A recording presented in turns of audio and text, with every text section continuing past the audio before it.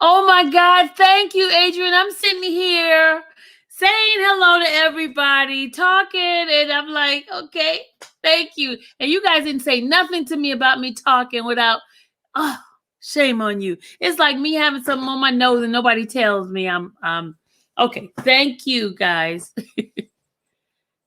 So you guys could not hear anything I said, huh? All right, let me go back. I was saying my hellos to everyone. I was saying hi to Laquitha. Hello, you digging me. Hello, Rhoda. Hello, J Mob family. Hello, Lovebug. Hello, Molly Harris. Molly, thank you for the song this earlier that you gave. It was really, really nice. I like it. I see why you stayed in the game. In the fight. I'm sorry, not the game. Hi, Felicia. Hey, Veta. Is it Yvette or Veta? Because my mom name is Yvette and she spelled it with a Y, Vette. So is it Yvette or Veta? All right. Hello, Anna. Hello, Stephanie. Hello, Dom K, my YouTube son. Hello, Mia. Hello, Verna. 414. Hello, woman of God. Hi, everybody. Guys, I got some stuff that I need to talk to you guys about. Hey, Nakia. Hey, honey. That's my girl right there, y'all. Where's my other girl? Randa baby. She probably still working. Gucci said he was gonna come in here too. Got a couple of things we're going to talk about. This is going to be all about R. Kelly, all about any updates. You said you're not drinking. I'm like, I'm not. Because you didn't hear me, right? Adrian, you too much. Hey, Nova. Hi, India. Hello, Miss Enterprise. Red Bunny. Hello, Tippy. You was wondering, okay, am I drinking? Is she talking or not? Oh gosh, you guys are too much. Okay. The reason why that I decided to go on because I wanted to talk to you guys about a couple of things, some things that's happening right now. And I also want to give you guys some court information, court dates and turnaround time and things like that. So I'm not too sure if some of you guys got a chance to. Hey, Rob. What? Okay, moderators, I need you. Moderators. This idiot is on here. There's an idiot in the room. A child that wants a diaper on. You guys got him? Children got to come and play. They need to come out that sandbox. Hey, Derek.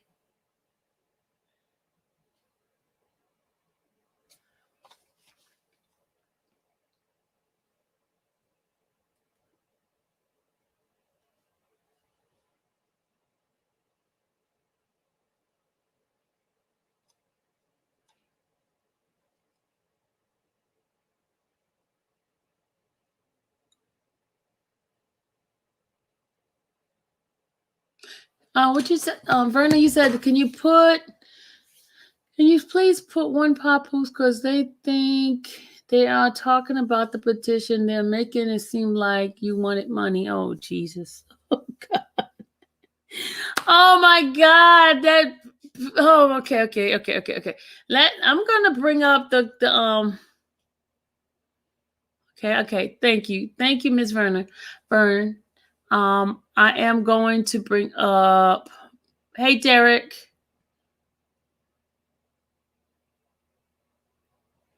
You're about to clock out in 5 minutes? Okay, so then you get to be on. Okay, Adrian, wear your mask. Number cover is going up. Yeah, I heard about that, Adrian. I heard it's going up. The numbers are going up. And I heard our president, Trump, and his wife has it. I heard they got it. They got COVID. It's spreading. It's going all over the place. So that means he has to okay. I'm going to, yes, one puppy accusing you of stealing. Oh, Lord Jesus, please help those. Help them, Father. Father, help them. Stealing money. What money? Okay, I'm going to bring up the website so you guys can read it here. Hold on.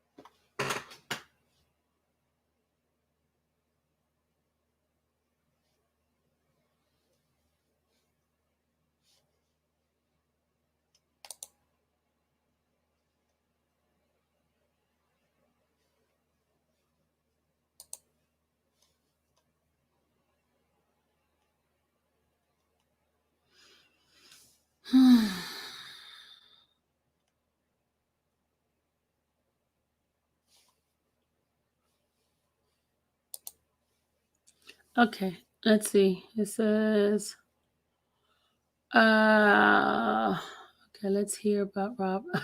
I know, K baby. Let's go. Don't worry about that. I know, K baby. I understand, but let me just address this lady who I do not know. I've never been in her presence.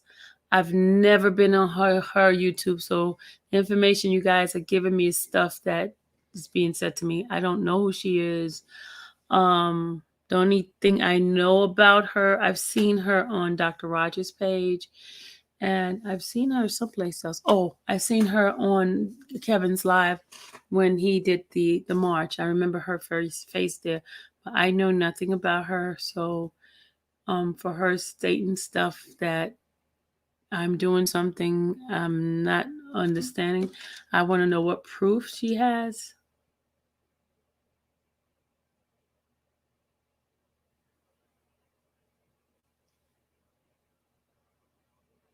Yeah, I can see you here, Miss Enterprise. I can see you. Hey, DJ. My voice is gone. I gotta do some stretches. I gotta get stay flexible. I know.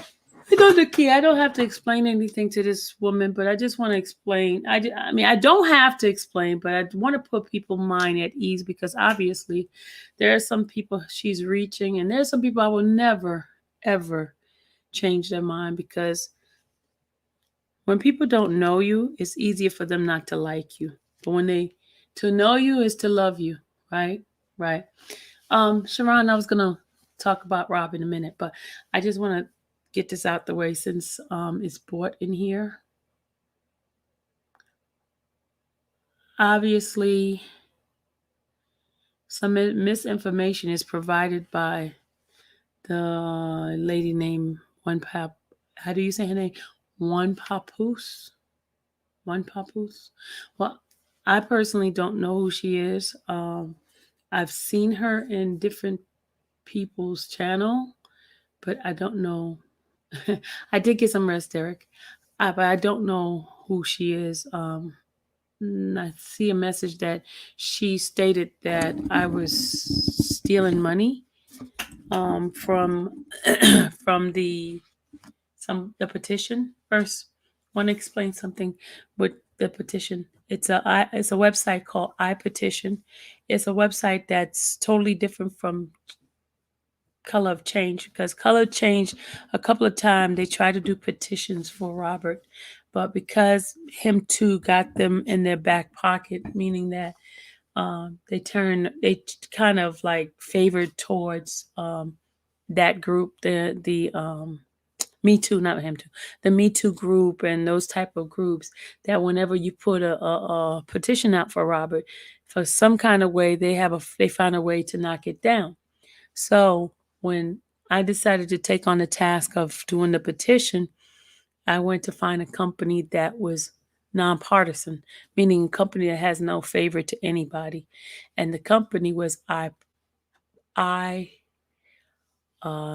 petition. I'm gonna bring it up right here. Company's I petition. Hold on. Okay, this is the company that I decided to go with. It's called I petition. Let me see if you guys can see this. Can you guys see that? Okay. I petition. I went with them because that company doesn't have any affiliation with any group. They're partisan, which meaning that they do not have any kind of favoritism with anybody. And they provide different things for company for free. But they also ask people to provide to donate to the company if you wish. Not There's no donation required. They just ask people to help to finance their website by your donation. Anybody's willing to donate, but I think they're probably governed by the government and given some financial backing, but they may not have enough financial backing. So they always ask people if they want, they can donate. The money, if you had decided to donate to the company, the money goes straight to them. Money does not go to me or anybody that's affiliated with this petition. The petition was requested for us to do because I'm sorry, I was getting a phone call. The petition was requested for us to do so we can get Robert stuff out. And thank God we were able to complete. This is the first petition that's ever been completed by Robert. And we requested 1,000 and we end up getting 1,077. So I want to say kudos to us for getting that job done. Right. If you contact the company itself and ask them what is the donation for, and they can give you the detailed information why they're requesting for the donation. So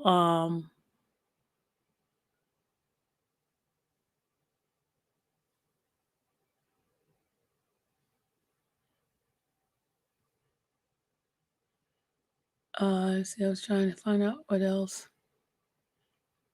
And as far as your personal information that is not given out to us, we don't get. The only thing you ask you for is your name and your email address. I think we don't get that information. That information is kept by them. The only thing we get is your number and the number where you fall in. Like if you're number 1, number 2, or number 1,000, that's the only thing we get. All the other stuff is kept in their own database. So I hope that answers your question of whether or not we have access to your personal information, which we do not. I hope that helps everyone with that.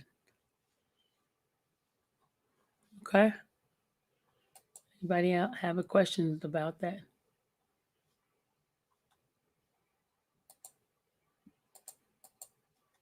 And I understand it's human nature when things are not. If you're not doing anything that's productive, you tend to stay on the negative side. And so I'm sorry that there's no other commentary that people have other than me.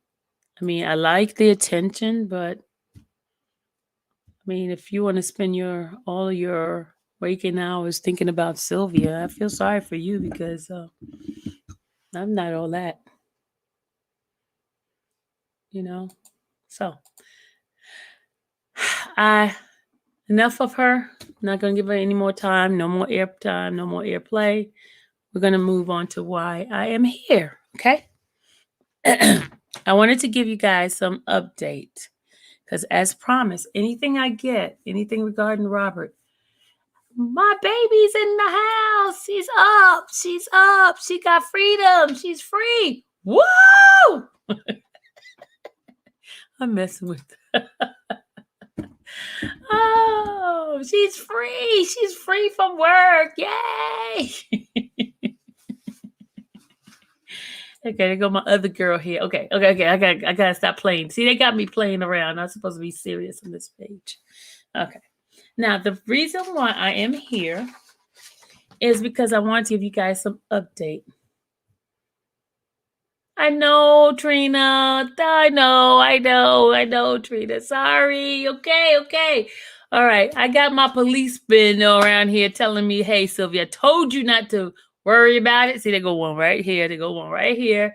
Where are you digging me at? The other one's around here somewhere. I got the fellas here. Like Derek, like, don't worry about stuff. Okay, Derek. Okay, stop. Okay, I'll stop. All right. Let's get back to the business at hand. Okay. I am here to provide you guys some update. Okay. Get your papers and pencils ready. The court just basically updated that I know you guys, I mentioned it before. In Illinois, the federal case of Illinois, where Judge Harry Ledenweber, whatever his name is. No, not whatever. Ledenweber. They did extend the time for Robert's lawyers to reply, because remember, they were supposed to reply by the 28th, which was Monday, because of certain things that had been put in place, some discombobulated stuff that caused them to had to go and do some motion to strike certain things. It just threw things off, right? Off track. So the judge did allow them to be able to get the motion in by the 12th of October. That is in the Illinois federal case. So they have until the 12th to respond to the government's motion to deny Robert bail, right? Okay. Now, remember in New York, there was the appeal court, and they basically confirmed what Judge Donnelly said in regards to not letting Robert be on bail because he was considered a flight risk and also a danger to society, to the community, right? And I was reading some things that it is extremely hard to overturn a federal judge's decision based on just saying the same thing that was said prior to him being denied. There was nothing that was presented to the the appellate court that could have overturned it, other than there was a grave error done by the judge, which is Judge Donnelly, at the time of her decision. Her decision was based on information that was provided during the grand jury statement in the grand jury indictment, and also some of the discovery that they presented to the judge. The information was provided. It said to them that basically Robert was a danger to the community and that he was a flight risk. Okay.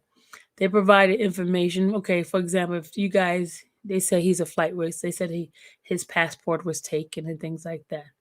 But then you hear and you see people doing things that, in the name of Robert Sylvester Kelly, they attach those things to him, even though he's not the one who requested those things. Those things was attached to him. They're stating, even though it has not been proven, they're stating that because of his notoriety, his popularity, and his, who he is, a superstar, he has access to people to places, to things. And that makes him a big risk because of his popularity, because of him having that charisma of people loving him because of who he is. They feel that there's no way that the government uh, could stop other people from doing things because he's famous and people love him.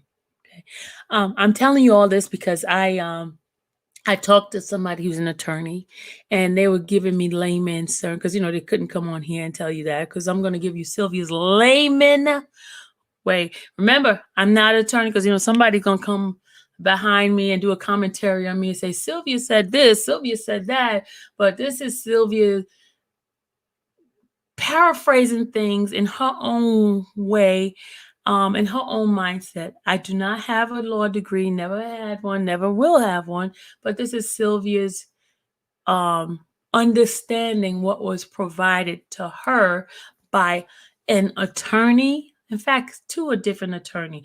And the attorneys are not Robert Sylvester Curley's attorney. These are my personal friend because I belong. Because remember the other day I did a little group thing where you saw Oprah. I belong to a women's group.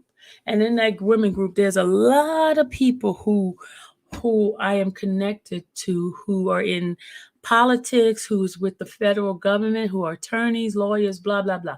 High-ranking individual women who are movers and shakers of this world. And they're part of this group that I'm in. And so I have access to individuals, casual conversation that I have with them because, I'm really trying to work and trying to find ways to help Robert out, right?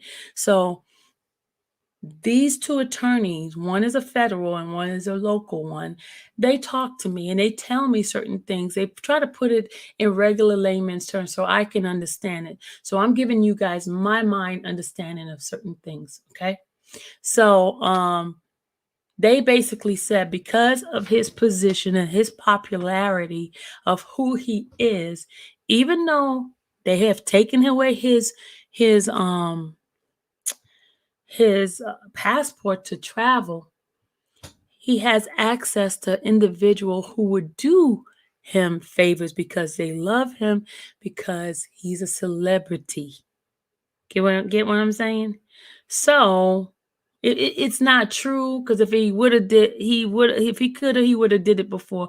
But they're relying on past experience. I'm going to give you past experience. Like for example, in the New York case, they talked about how he had someone who worked in the government to give him a fake ID to marry Aaliyah. Remember that? Well, that is right there saying he has the charisma or the personality to persuade individual in the field of authority to make things happen for him. I know it's not true, Dom. You're correct. It's not true. But what he is being accused of, I got 88 hater. You mean tell me 88 people hated on my, well, hold on a second. Hold on. Let me check this out. Why are they on here if they hating on me? Let's go check this out. Hold on. Okay.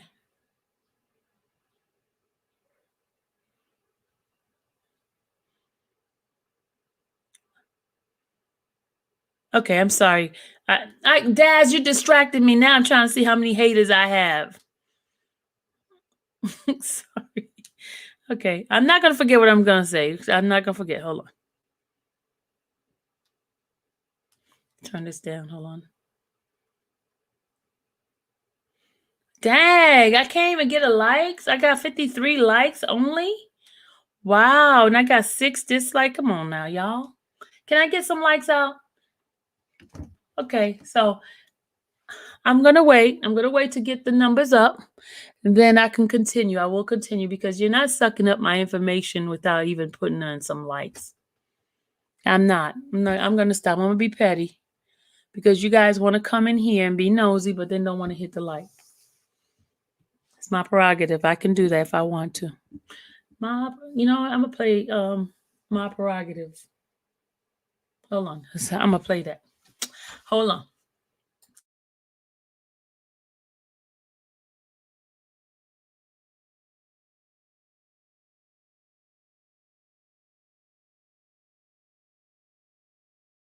Well, I guess you guys don't want to know get the information that I have. I can keep it to myself. I'll see you guys later because they're not getting the numbers up. Okay, 91. They're going up. I need 9 more. 9 more. Can I get 9 more? And I got 14 dislikes. Why the hell are you on my page? If you don't like it, get out. Oh my God. How hard is that? Get out. You don't like it? Get out. Get out. You know that movie? Get out. Okay, they got 91. I'm not doing nothing until I get 100. 91? 91? Oh.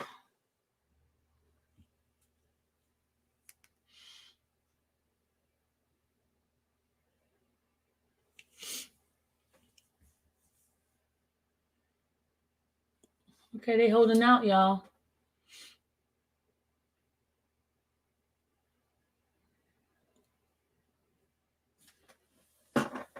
97, 3 more. 3 more. And then we ready to talk. We're ready to talk at 3 more.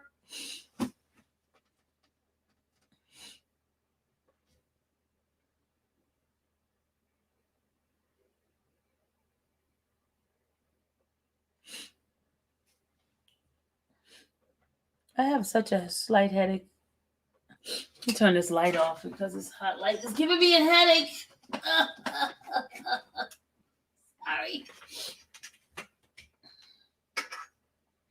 Okay, we got it. 103. Thank you guys. I appreciate it.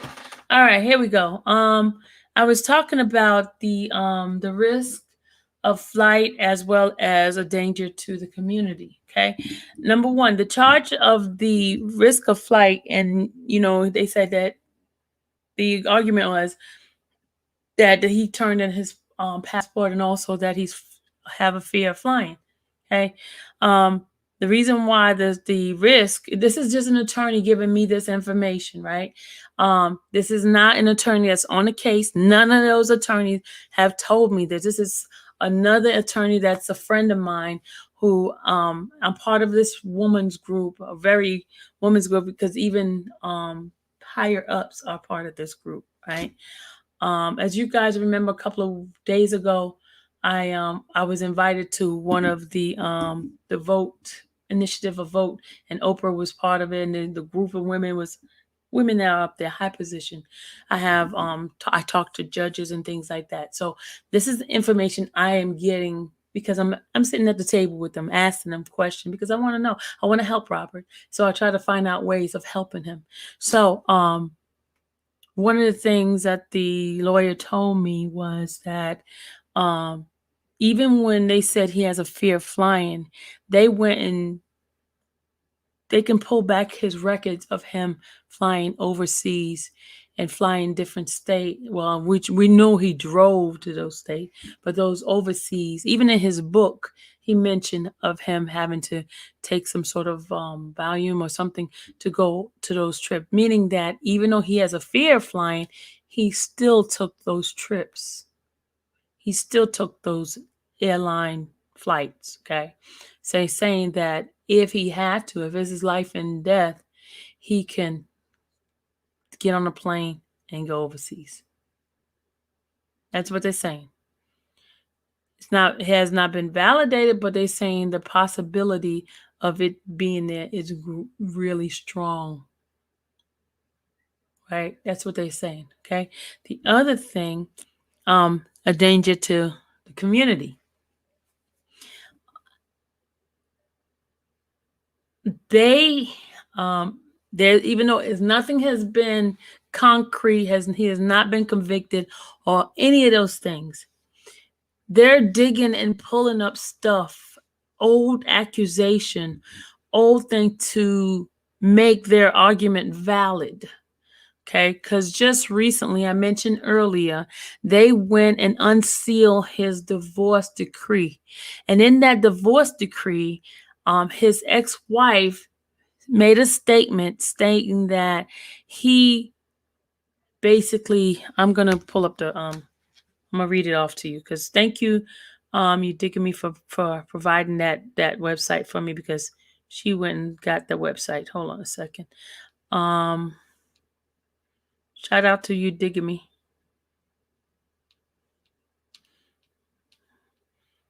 And I'm gonna read it to you what it says in it. Hold on a second.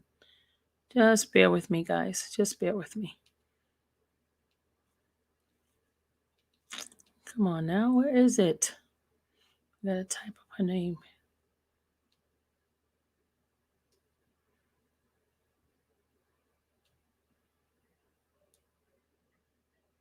Ugh.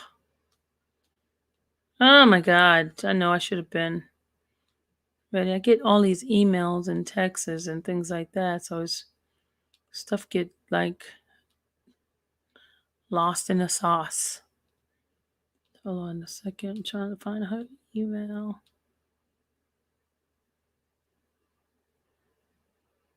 Oh my God.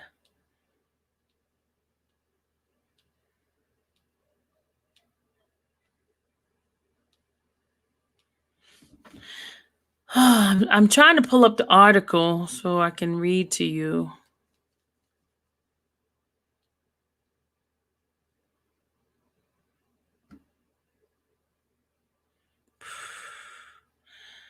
Oh no, I did not see it. Why don't you come in for a second? Let's see if I can send it to you. Hold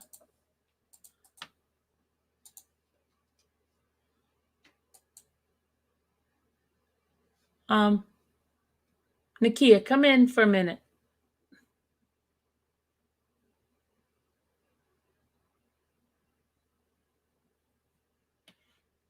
Dom, send it to me. Send it to me since I can't find it in the email. Send it to me.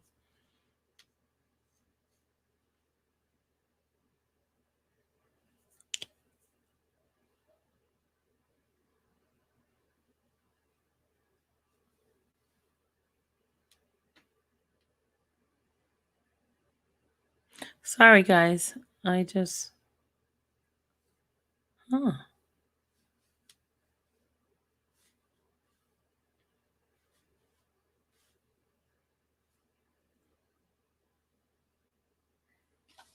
Go, Nakia.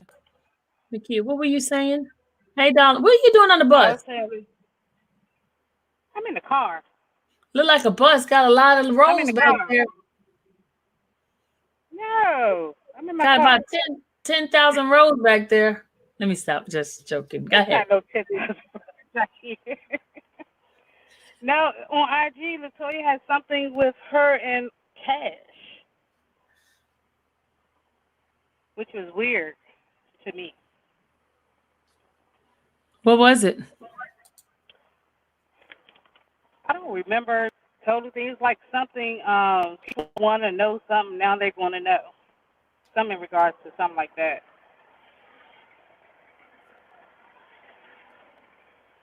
Wow. Yes. See if you can pull it up on IG. Okay, hold on a second. I'm checking the IG. Okay. I got it. IG. Okay. All right. Okay. I'm reading the article here. Okay. This article is about thank you. Okay. It says interested public access decision as to R. Kelly, Drea Kelly divorce case, right? It says here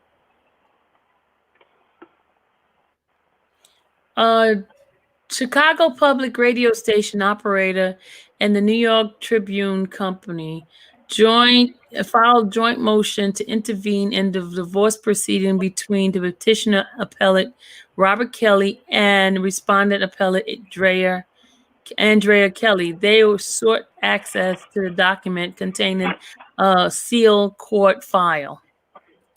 Right. It says in June 2013, the circuit court entered an agreed order directing the entire file to be sealed, finding that both parties were entertainment celebrities and there was a serious likelihood of the media culling through the records for the purpose of revealing painful, potential, scandalous details.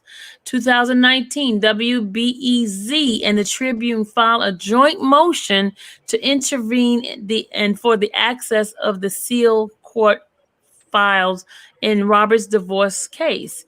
To some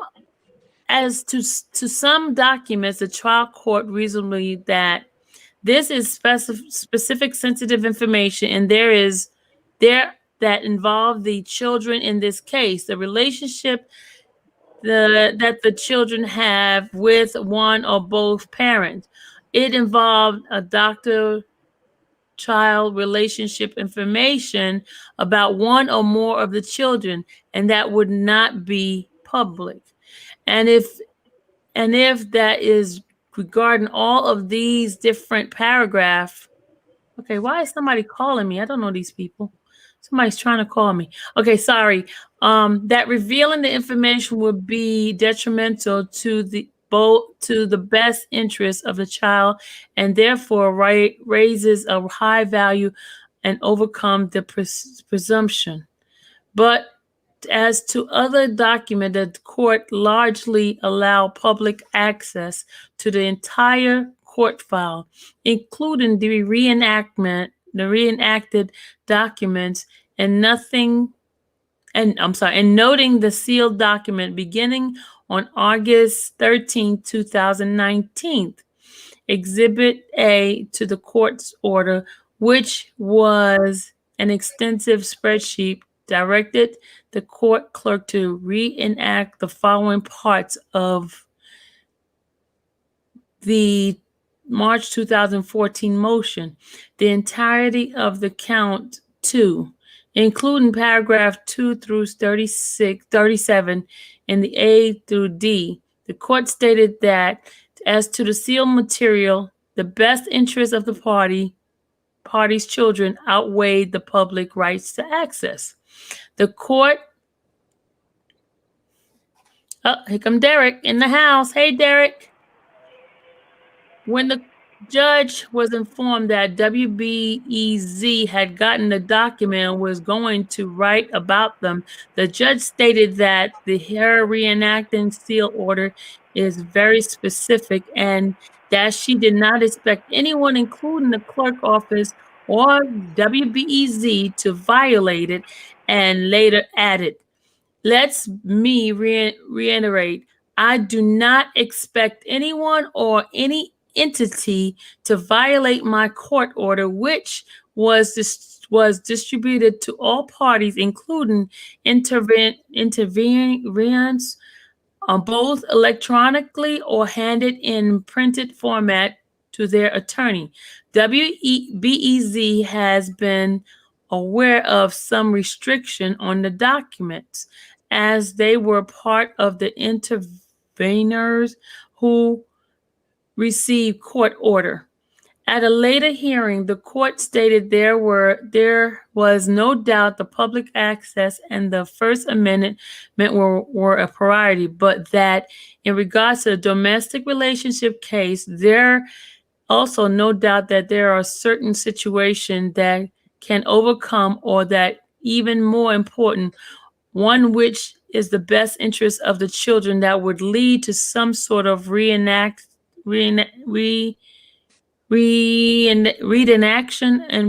or sealing. The court further noted that it had opened virtually the entire file to the public, but it is ordered a substantial portion of 2014 motion to be reenacted based on my decision and my opinion that it was the best interest of the minor child that the portion of the document to reenact and remain reenact. The appellate court concluded that the document should not be sealed, given the rights to the public access recognized by Illinois statute and First Amendment proceeding. The availability of the court records for public scrutiny is also essential to the public right to monitoring the functioning of courts, thereby ensuring quality and honesty and respect of our legal system. When the courts are open, their work is observed and understood, and understanding leads to respect. The common law right of access symbolizes the recognition that the public interest is best observed by increasing the public knowledge about what is transpiring inside the judicial system. The right to access judicial record is not absolute. The presumption of access can be rebutted by demonstration that suppression is essential to preserve the high value and is narrowly tailored to serve that interest. One scenario is one which a court may deny public access where the court find the public hearing may be detrimental to the child's best interest. In this dissolution of marriages case, the court may order the sealing of records or interview, report, investigation, or testimony. WEBZ is only challenging the reenaction of paragraphs 26 through 29 and the entire prayer for relief section of count 2 of the March 2014 motion. Based upon our review of the sealed material, we find that the circuit court erred in reenacting those paragraphs and pray for relief. The fourth number paragraph neither contain confidential information related to the party's children, medical records, or otherwise supported court concern for the best interests of Robert's and Andrea's children. With the exception of paragraph 29, they do not refer to a child of either party. They do not provide to provide sufficient information to identify any specific other child. The prayer for relief recites standard requests commonly made in dissolution of marriage cases and can see no reason why they should not be released. In particular, we noted that the maintaining the reenaction of the number of paragraph would at best merely protect Roberts from embarrassment. There is an immiscible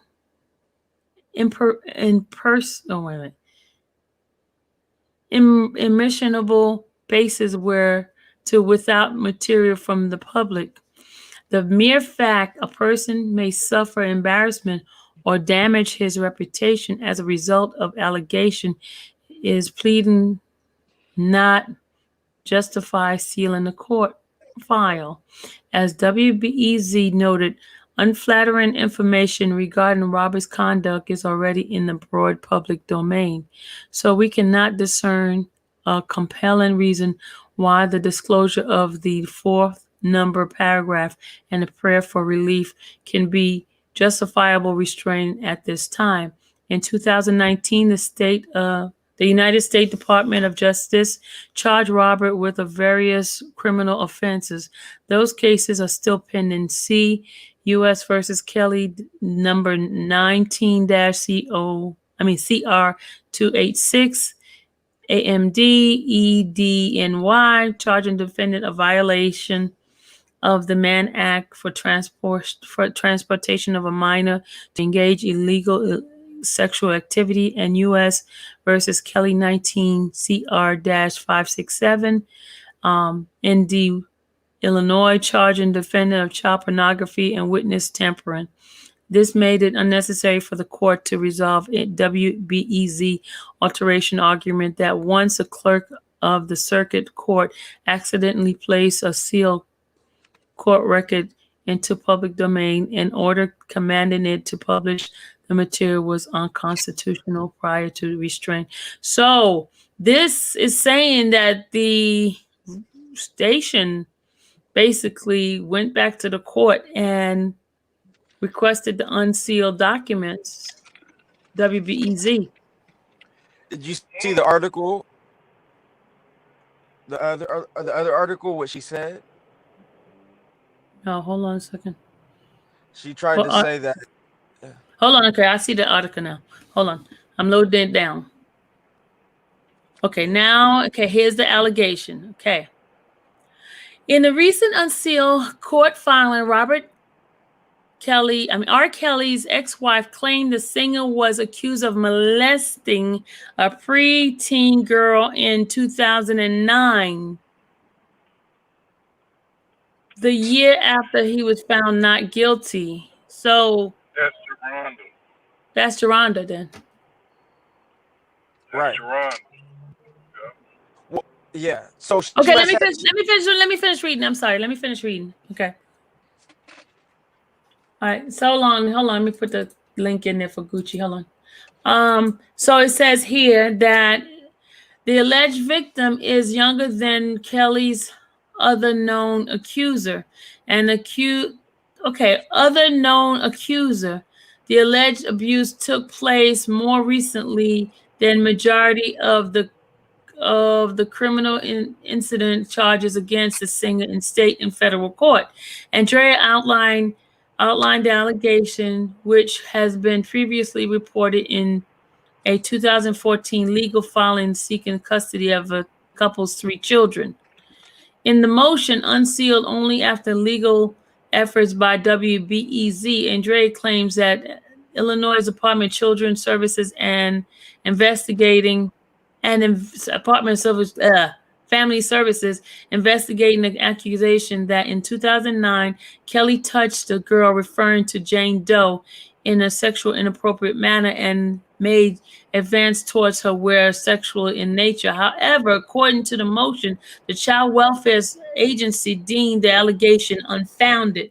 The deep facts worker investigated specifically and personally advised Jane Doe's mother that despite the fact that the caseworker believed that the event occurred, she had no choice but to deem the matter unfound based on the length of time between the event occurred and Jane Doe's reporting the incident. The motion read, the allegation and investigation by DFACS came after Kelly's high-profile trial on child pornography charges.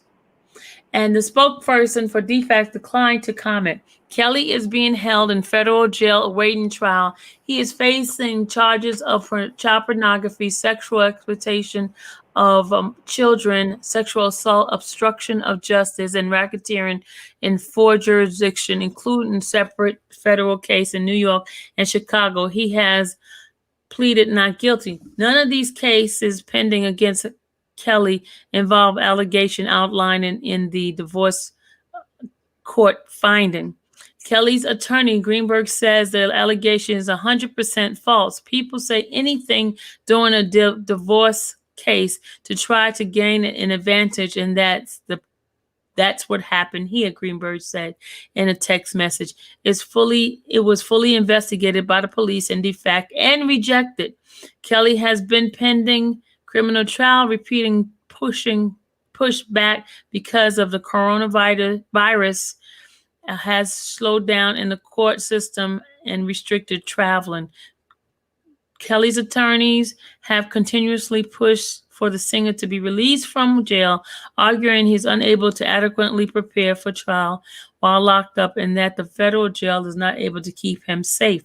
They claimed in court filing last month that Kelly was injured and attacked by the fellow inmate. That is what is being reported. Sorry, Marshall. He's in here. Okay. Now, what were you saying, Dom? Sorry. Oh no, just a couple things. So it said that this was. So my thing is this. Okay, so first of all, it said that the minor was a preteen, so she had to be 12, which is obviously under 13. So it couldn't have been Johanna because she was 16 at the time, right? Right. And then Go ahead. wasn't Landfair, wasn't she 14 at the time? I don't know. No, not in 2009. No, absolutely not. Okay, yeah. So This is yeah, so she was 2009. way older. I'm sorry. 2009. So, okay, so this is a whole different person that we don't know about. And so this was what I was saying is what I'm confused about is No, but they name her Drea- as Jane Doe. They name her as Jane Doe, so Jane that Doe. means that has to be Geronda. Right, because she's the only one that claims that it happened like a year after the trial. She's the only one. Right. Okay. So, but wasn't Drea? What I don't understand is Drea has never mentioned this ever. Yeah, She's but never listen, mentioned this, it and was she in a spoke divorce. out publicly. It was Everything. it was in That's just the weird. divorce decree. Remember, it was in the divorce decree. But guys, I don't want to concentrate on that. I came on here to give you guys some information. That was just something that was added on, just giving you stuff that they're saying that him being a risk to the society. We're not dwelling on that. This is not what we're here for. We're here for to get some update to Gotcha. what's happening to Robert. Okay. Now, as you guys remember, yesterday I came to you guys and I told you that Robert had sent an email to his sister Lisa in regards to him having a fractured rib. So he recently, as of today, contacted her again, and I'm going to give you some details of what was said to her. To her, and what he emailed her back. Okay. He stated that the doctor told him that he just recently went to the doctor. Remember, he was injured about a month and a half ago, but he's been feeling pain on his left side. So, and it's continuous pain. It's not something that's been easing up. And every time he breathed, he would feel the pain. So when they took him to the doctor told him that he has a fractured, which, and I looked up the fracture that he had, and I looked it up, right? And it basically says that the x-ray showed there was a multiple old fracture rib of the person's left side, and it was marked, right, with the oval, and it says the rib fracture is a break in the rib bone, and it typically results in chest pain, and that worsens when he breathes. So every time he breathes, he's feeling the pain. So therefore, he's not be getting the proper attention. Okay. So he says every time he breathes, it hurts him.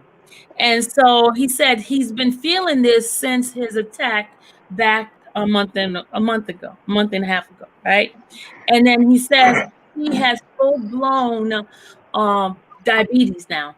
And he was given medication, but he doesn't take the medication because he does not trust the MCC. He does not trust anything that they're giving him, so he doesn't take it Thank back. God. Thank God. Hold on. Let me Yeah, finish. that makes sense. Right. I need to mute y'all. Let me finish. Because, I have a lot of stuff I've written out that was told to me, okay? So he does not trust the medication. So he's not taking any medication that they're providing for him because he does not trust it, okay? When he was going to the doctor, they were getting in the elevator, and the elevator has a number amount of people that's allowed in the elevator now because of COVID. You know how when you go in the elevator, they have a little spot, say 4 people or 3 people could be in the elevator. So there is a number, and he said the elevator was more crowded than the amount that is supposed to be on the elevator, meaning that he said he is afraid of catching COVID. They had more than 8 people on the elevator when they were taking him up. Right? So he said that he is not getting any of his mails. So if you guys have written to him recently, he's not getting his mail. He hasn't gotten any of his mail. And it's taken him 3 hours to even get an email. Say if somebody email him like today, right now, he won't get that email until like hours later. And then because you'll see the timestamp that the email was actually done in the beginning. So he wants us to know about this thing that's happening. Family member has sent him some magazine. He has not received any notification of the magazine, and the magazine is coming straight from Amazon. Remember, we're told that he can get magazine and things like that come directly from the distribution company. He's not even getting any notification or getting anything from that. Okay. Then it says here,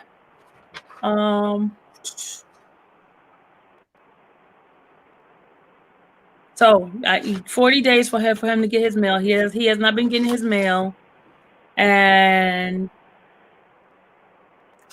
he basically wants you guys to know what's happening to him. So, the rib that was fractured is rib number 11th tip, and it has been hurting. The 11th left side tip is fractured. I mean, it was actually broken, but it's a fracture now. That one hurt. Yeah, that Right, hurt like hell. I got that broken in soccer. The 11 and 12 hurt. Yes, So that hurts. So it's the That 11th. hurt like hell, Yes. man. Yeah. He can't Yes. I had miles broken before playing football. Yeah, that hurts. Yes. No wonder he can't sleep. I wouldn't be asleep either. Shit. Yeah, because that's the one at the cage. If he Yes. turn, if he breathe, that's the one that, go in and out. Because I remember I was in pain in soccer when I was in college, and Yeah. I broke my number 11 and 12. Yeah. And that shit hurt so bad, you got to stay drugged up. Yes, you do. I can vouch for you, Gucci. Yeah. Man. So, and he does not trust. He does not like. I know Nicole did a interview, and he talked about how he's not sleeping. He has insomnia. He's afraid to go to sleep. Mm. Hell yeah. And you guys remember, y'all heard him on the call. On the last call, he didn't say much. Nope. Didn't say nothing really. You can't talk. You gotta breathe to talk. Right. So that's if he can say less, he'd be in better shape. But one thing that I know, Miss Sylvia, like I've been a CO, I've been in jail, and I know good and damn well they're not giving anybody in there the proper care. Okay. I want to also tell you. I'm sorry. I want to also tell you. Remember when the guy stomped on his head? They didn't give him They didn't give him a Tylenol until 24 hours later. Wow. So. See, Sylvia, this was need to be happening. And I asked my uncle last night, the one that's a retired marshal. He said, Steve, they're going to have to get on the marshal ass because the United States Marshal is the one that over MCC. MCC is not run by MCC, it's run by the United States Marshal because everybody in there is custody of the United States Marshal. They don't become a federal prisoner until they get sentenced. He said, Steve, they're going to have to get on Marshall to take him to outside doctor because inside there, they got doctors don't care. All they want to give you is Tylenol. Tylenol can't even stop a goddamn headache for regular people. Nope. So Steve, Nicole, and I sent Nicole an email that they need to contact the United States Marshal. Absolutely. But in the beginning, they said that he thought that his ribs were broken. And, that kind of went away until yesterday when we got this report from Miss Sylvia. It just seems to me that this is literally the second or maybe third time that they've literally hidden information to keep this man but they claim, and the reason why they don't want to give his medical thing is because of HIPAA law. But the reason why he decided to give his sister the exact information for me to spread it to you guys is because he wants it to be specific. He said the 11th rib, so it's him and not me or anybody making up anything. He's telling you exactly what's on his thing. He didn't even understand what that meant. So that's why he told her to provide information so I could give it to you guys so y'all know firsthand what's happening to him behind closed doors, So it's not like, a rib. It's the 11th rib on his left side, and it's specific. Absolutely. And then he says it was more than he said that it was a lot of people. He didn't want to even get on the elevator because the elevator had a limited amount of people that should be on the elevator. It's more the amount that is on the elevator. And some of you guys remember when we were doing the rally, that pop-up, that 911 pop-up, you remember we saw the people going inside the jail without any mask. We saw it with our own eyes. So who to say one of the guards don't have COVID because they bring it inside the jailhouse. Right. And you see, the COVID is not stopping. Trump and his wife just got it. So who Right. to say these Top people don't men in bring the this stuff land. in there to them? Exactly. Real. Top man can get it and land. What makes him any different? What makes anybody any different? And like I said, in the prison, they don't give a damn. They care less. If something happens to an inmate, there's one less person they have to watch. Yeah. And that's just true. It's one less person. But I've been there. They don't give a damn. These people come in there, they take out their aggressions, the things that went wrong at home on inmates, on offenders. This is what they do. You know, everybody in there acts like animals, guards and prisoners. It just is that's the nature of the beast. You know, so you know to have him in there as pre-trial trainee, to have people running their mouth talking about he's where he belongs. None of this shit should be happening there. None of it. Not a drop of it. You know, now if he was convicted, then you could say shit like that. But people are so caught up in just the fact that he's R. Kelly. That's one of the reasons why people are feeling this way, because they're not looking at him as a man. They're looking at him as R. Kelly. And that's the difference. If they could just if we could just sit back and be like, hey, this is a human that's that's going through this. You know, he said that a couple times. I'm a human being, man. You know, and people can believe fantasy when they have these grandiose ideas of who you are. You know, so they believe that he's capable of all of this stuff. And you know, I would just say that, you know, like yesterday, I'm just like cruel and unusual punishment. This is exactly what this is. The Yes, it punishment is. to this point is not fitting the crime at all. At all. To be tortured and persecuted and injured and not taken care of is ridiculous. I mean, on a level of, is this America? Is this where we live in? Yes, it is. I mean, because you think about it, they not somewhere treating Harvey Weinstein like this. They're just not. It's not happening. But they're allowing this to happen to this black man. It's insane. Yeah. You know, it's insane to just watch it. In America, when you're white, you're right. When you're black, you're wrong. You know, Derek, I've been telling people something. People keep saying we got a broken justice system. No, we don't. The justice system is doing what it was meant to do, and that is to torture black people. Absolutely. People don't even understand the only reason why there were ever police in the United States was to catch runaway slaves. That is how it started.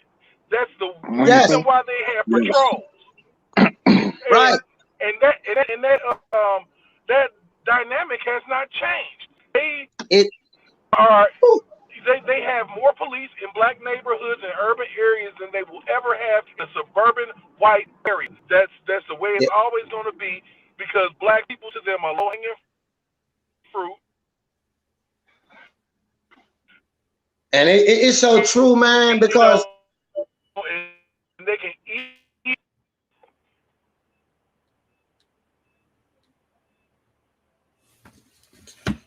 He's breaking up. Hey, good, what happened, man? He's in a bad spot. What happened, Gucci? You breaking up. What's up there? You breaking up there. You're breaking up there. The thing is, while we hear, you know, beefing about all this, these are the stuff we need to be shown. These cruel and unusual punishment, because people got to realize, you know, the 13th Amendment said we'll do away with slavery in the United States, except the prison system. The prison system is a modern day slavery. So they don't give a shit about you. They don't. You know, these are things we need to be talking about. We need to be, you know, the thing is, after this weekend, what so many people was asking me, about his case. You know, like one lady said, I understand that now he's 52. When I first heard the case, I thought this is stuff he's doing now. I did not realize this was stuff from 98 to 2001 when he was in his 20s. The lady, the white lady, I swear, she said, my dad and my mama is 20 years apart. So that's something been going on. But the way we are doing, we're not showing these facts that these girls went to go find him. He did not go look for no preteen, because preteen means 12 and below. You cannot be preteen if you're 13 or 14 or 15. That man was not at no school looking for no preteen. Yeah, that red All flag these, went up quick. right. All these girls got fake ID to come to his concert or his after party. Why are no one talking about that? Or they was brought by their parents to his concert. Why is no one talking about that? And as a parent, going to an R. Kelly concert where you know all he sing about is grinding, this, that. Why would you bring a preteen if she was preteen? Oh man, it's something to discuss in that, because it's an era thing. You know, you got all these things that happened in the 90s. Most of these women that came out were in their 40s,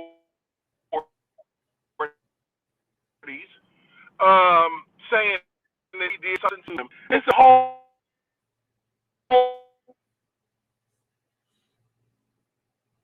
He's breaking up. era of, so you had a situation where, you had parents on drugs. Am I bring up again? You're Am I breaking good? up.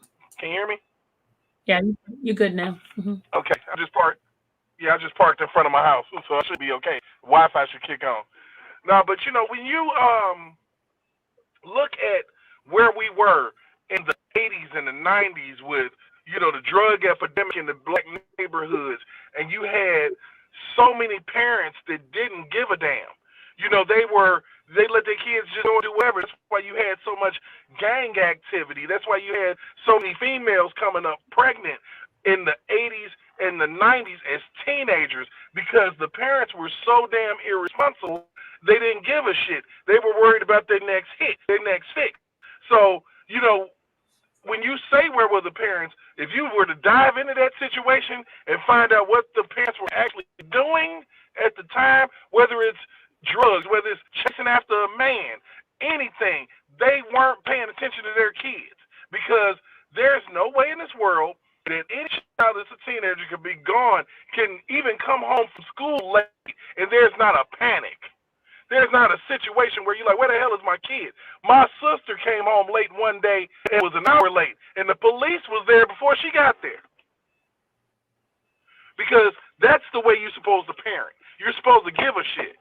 And that's what happened. You had a lot of parents that didn't give a shit, a lot of children that were raising themselves and their sisters and brothers, and they felt like they were grown. But they were aware of the fact that, hey, it might be wrong for me to screw a grown man, or it might be wrong for me to go after a grown man, but I'm going to do it anyway. And if it don't work out in my favor, I'm just going to use the fact that I'm a child. I watch women do this all the time with men versus women, where in certain situations don't work out in their favor. Well, I'm a woman, and la la la la la. There has this double entendre and double standard thing got to stop. It just does, and that's a fact. All right.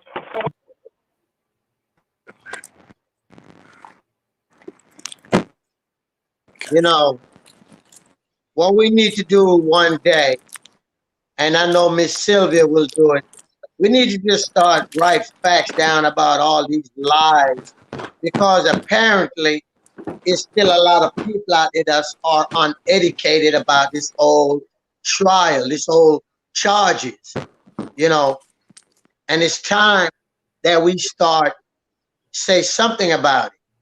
You know, after talking to so many people in New York, you know, people are automatically saying he's guilty because they don't know anything about the charges. People, I mean, I'm so glad that I spoke to several people. And, you know, after I did that, I said, here's a website. Please look it up, read up about all the victims, and you can see how they chase him around, how they make fake IDs to go to court, and how, you know, it's terrible. One day, that's what we need to have a whole case, a show on, just about how they stalk him. He didn't stalk them. You know, I mean, I'm not saying none of this is right, but let's be honest with ourselves. This kind of stuff been going on since the 70s, 60s. I mean, Jerry Lee Lewis, Elvis Presley. But why are they so into making it seem like Rob is the only one in history I've ever done this kind of stuff? It's pitiful.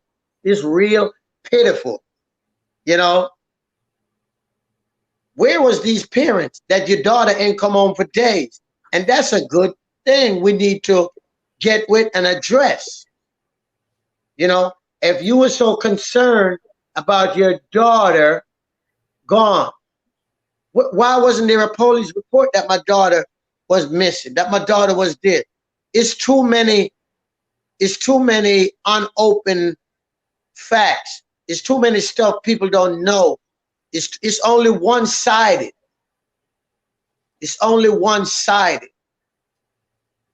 You know, and it's time we correct it. We need to correct this situation. I'm sorry. Okay. You know. Hold on, Gucci. I'm thank you, Sharon, because she just sent me the visitation. Hold on a second. Hold on a second.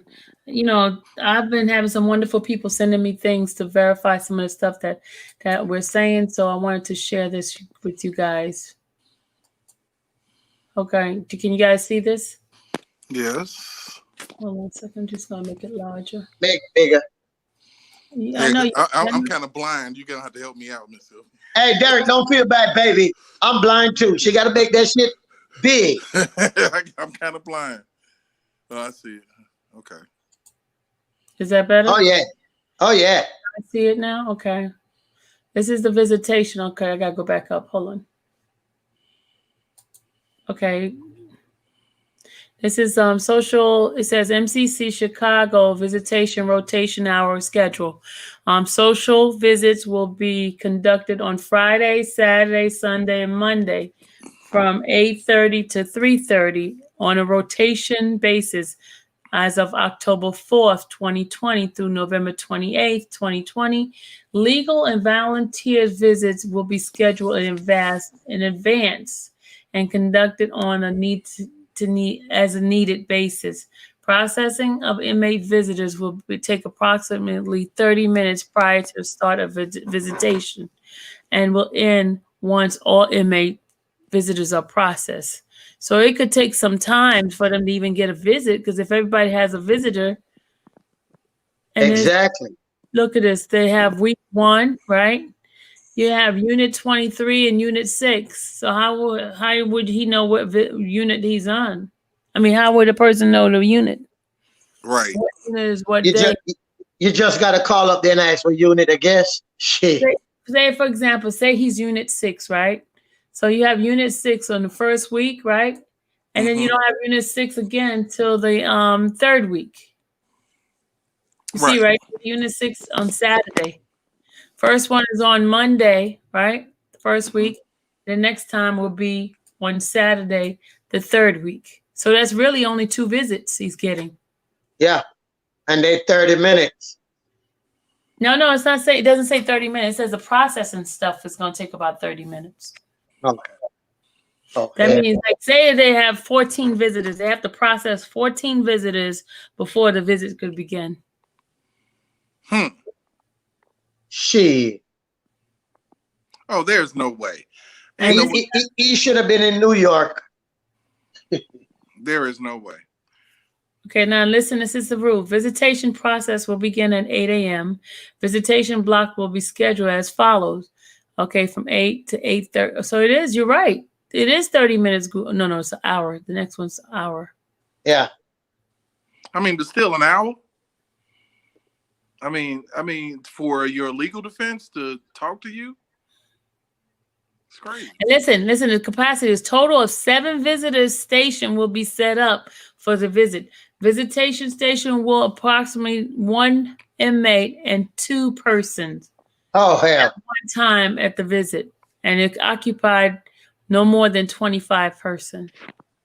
Okay, here's a visitor screening. First, your visitors must adhere to the social distancing, right? All inmate visitors are required to wear appropriate face covering when entering the front lobby. No face covering with derogatory sexual suggestion or gang-related logo or message will be allowed. Bandanas are not considered to be appropriate face covering. Only visitors visiting the same inmate will be permitted into the lobby at the time. All other visitors must remain in the lobby waiting area or outside as directed by staff. Enhanced screening is mandatory for all visitors prior to security screening. Visitors who are sick or have symptomatics will be denied entry. As visitors are approved to the process in the screening process, they will be given an institution mask to swap out the mask to wear in the visitation room. What? I hope it's not recycled mask. I know. What the hell? That sounds nasty, y'all. What the hell they talking? Oh hell no. Okay, hold on. Visitors will be required to wear the institution provided face mask for the duration of the visit. Visitors' masks used to enter the facility will be secured in the front lobby as directed by staff. Visitors will have the option to keep the institution mask to wear upon departure of the institution or throw them away in the lobby trash receptacle.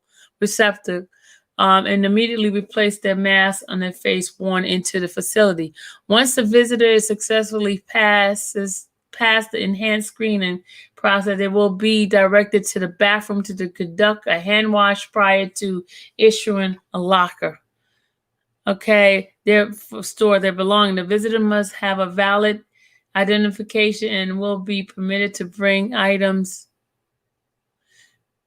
for care of infant child, 1 clear bottle, baby food, and hygiene item only. Limited personal belongings should be brought to the facility. Vending machine will be available during visitation. All visitors are subject to security screening prior to entering the visitation area.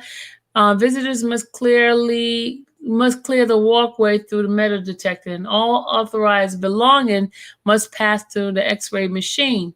Visitors unable to clear the walk-through metal detector will be denied access to institution. Visitors will be escorted to the visiting room and directed by staff. Okay, so that's what it says for that. Okay, you guys. That's great. Oh Lord. All this problem Rob inside having, and we out here fighting. Yeah. What happened to everybody? They left? Their phone breaking up. Sylvia? Somebody says, I tell them on my job daily, people really don't know the truth. They're going. Exactly, Paula. For real. The truth. People don't know the truth, and that's our mission, supposed to be getting it out. But Sylvia trying her best to do it, and people trying to knock Sylvia head off. Yep, all I can do is, and anything that anybody provides to me, I will share it. I will share it. You know,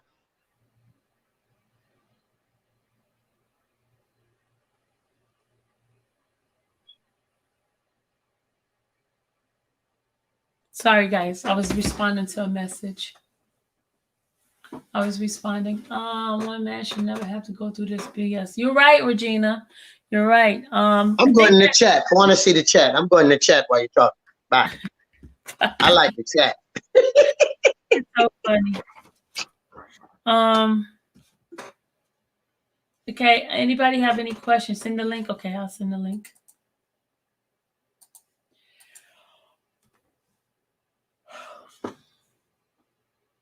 So, guys, that's what's happening. I just wanted to give you guys an update. There was something I was supposed to be getting, but I didn't get it to share with you guys. So, I was waiting.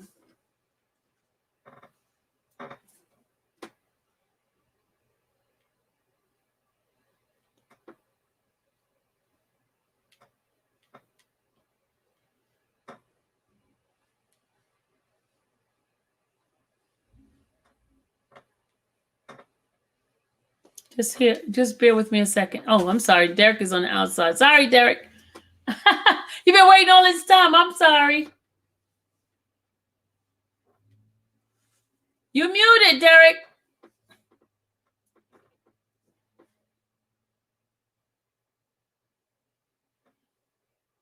Talk. We don't hear you. We don't hear you, Derek. Unplug your phone.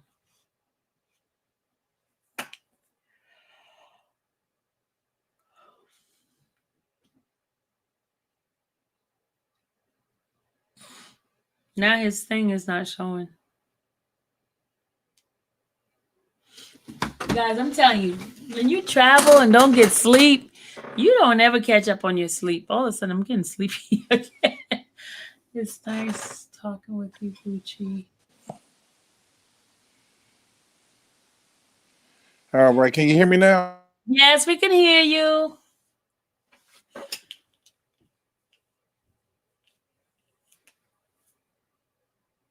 What happened? No, we can't hear you now. It's a headphone.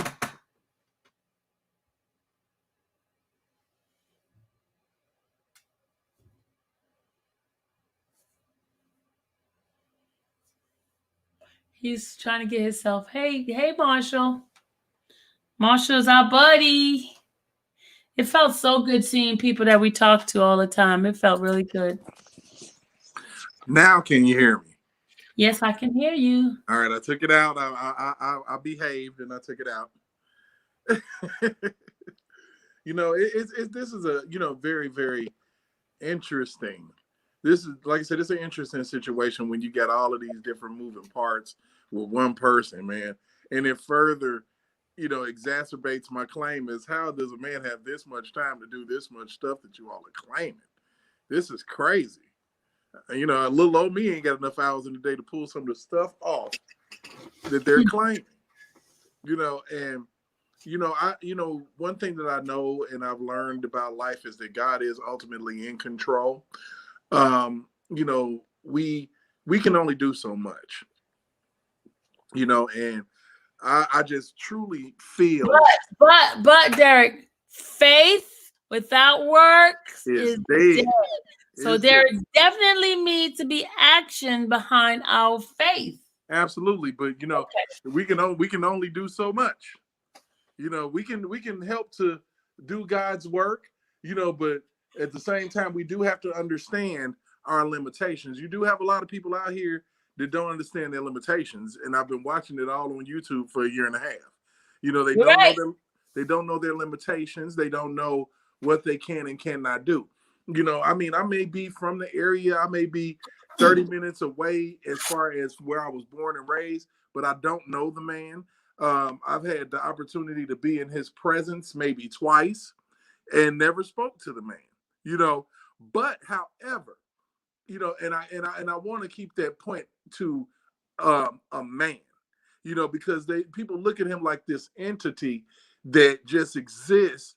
And the only thing that he was ever about was little girls. And we all know that that's not a fact. We all know that his main goal was to give us good music, thing, you know, healing music, fun music, happy music. I don't even remember too many sad songs from the man. You know, he's been a positive entity in a lot of people's lives. And it's interesting to me because I look at how people love to see the rise and the fall of celebrities because they tend to detach themselves emotionally and not think of them as human beings. So you, Miss Sylvia, you know, Debosky, DJ Tyson, you know, Dr. Rice, you know, Prima Donna, you know, the list goes on and on of those who have actually attempted to humanize him, you know, in such a way that we can look at him and say, hey, this is a man. He has children. He isn't incapable of loving a person. He's not incapable of taking care of people. He's done it pretty much for the latter part of over half of his life. You know, but those whom he took care of are the same ones who are instrumental in what we're seeing today. You know, a lot of people who were literally willing to bite the hand that fed them. And this is a lesson to all, you know, to, you know, not trust so much. Trust God, you know, and, you know, that's one of the things that I always knew about this situation. I'm like, the man trusts too much. He trusts too much and forgives too easily. I mean, now you can forgive, don't get me wrong, but you don't forget. I think that his problem was forgetting. He would literally forget what people had done to him in the past. He thought that went along with forgiving. No, you can forgive an individual and you can keep them at a distance. They don't have to be in your life no more. You know, and if I could say that he made one mistake, it was the mistake that he addressed in the Gayle King interview, where he has such a big heart that people keep portraying him and he keep on forgiving them. There are a lot of people like that. You have women that are in relationships with men that cheat on them over and over and over again, and they keep forgiving them. So in that scenario, that is true. That's something that can actually happen to an individual, and the narrative can be twisted, you know, to the degree of, you know, him being taken advantage of more so than I would say some women have in this scenario. I know that I've been in situations where my pockets have been ran by a woman, you know, that I was dating, and money comes up missing. People do these things. So, you know, when people get on, and when I was watching the march, you know, I wish I could have been there. If I had did more preparation, I could have been there, you know, and I'm going to make more conscious efforts to myself. And I challenge a lot of people who didn't go, maybe wanted to go, and any little thing that was said on a YouTube channel deterred you or whatever, to not do that, not allow for, you know, anybody to deter you from what God has put in your heart to do for someone else. Now, I can safely say that, you know, my schedule kind of conflicted, but like I said, any proper preparation could have prevented that. So I know that on the 20th. So does that mean you making proper Yes, I am. preparation for the 23rd and 24th? Okay.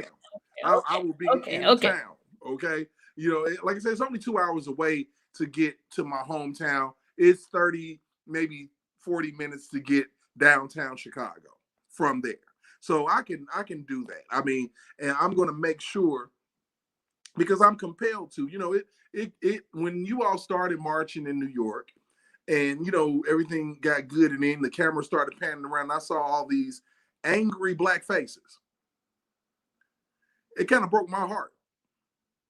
It broke my heart because, you know, it's selective justice, it's selective outrage, it's selective everything. You can't sit here and have such a reprobate mind that you can allow for an injustice to go on right in your face, whether you think a person did something or not, to be rationalized in your mind. But people have done this because of what they've been fed.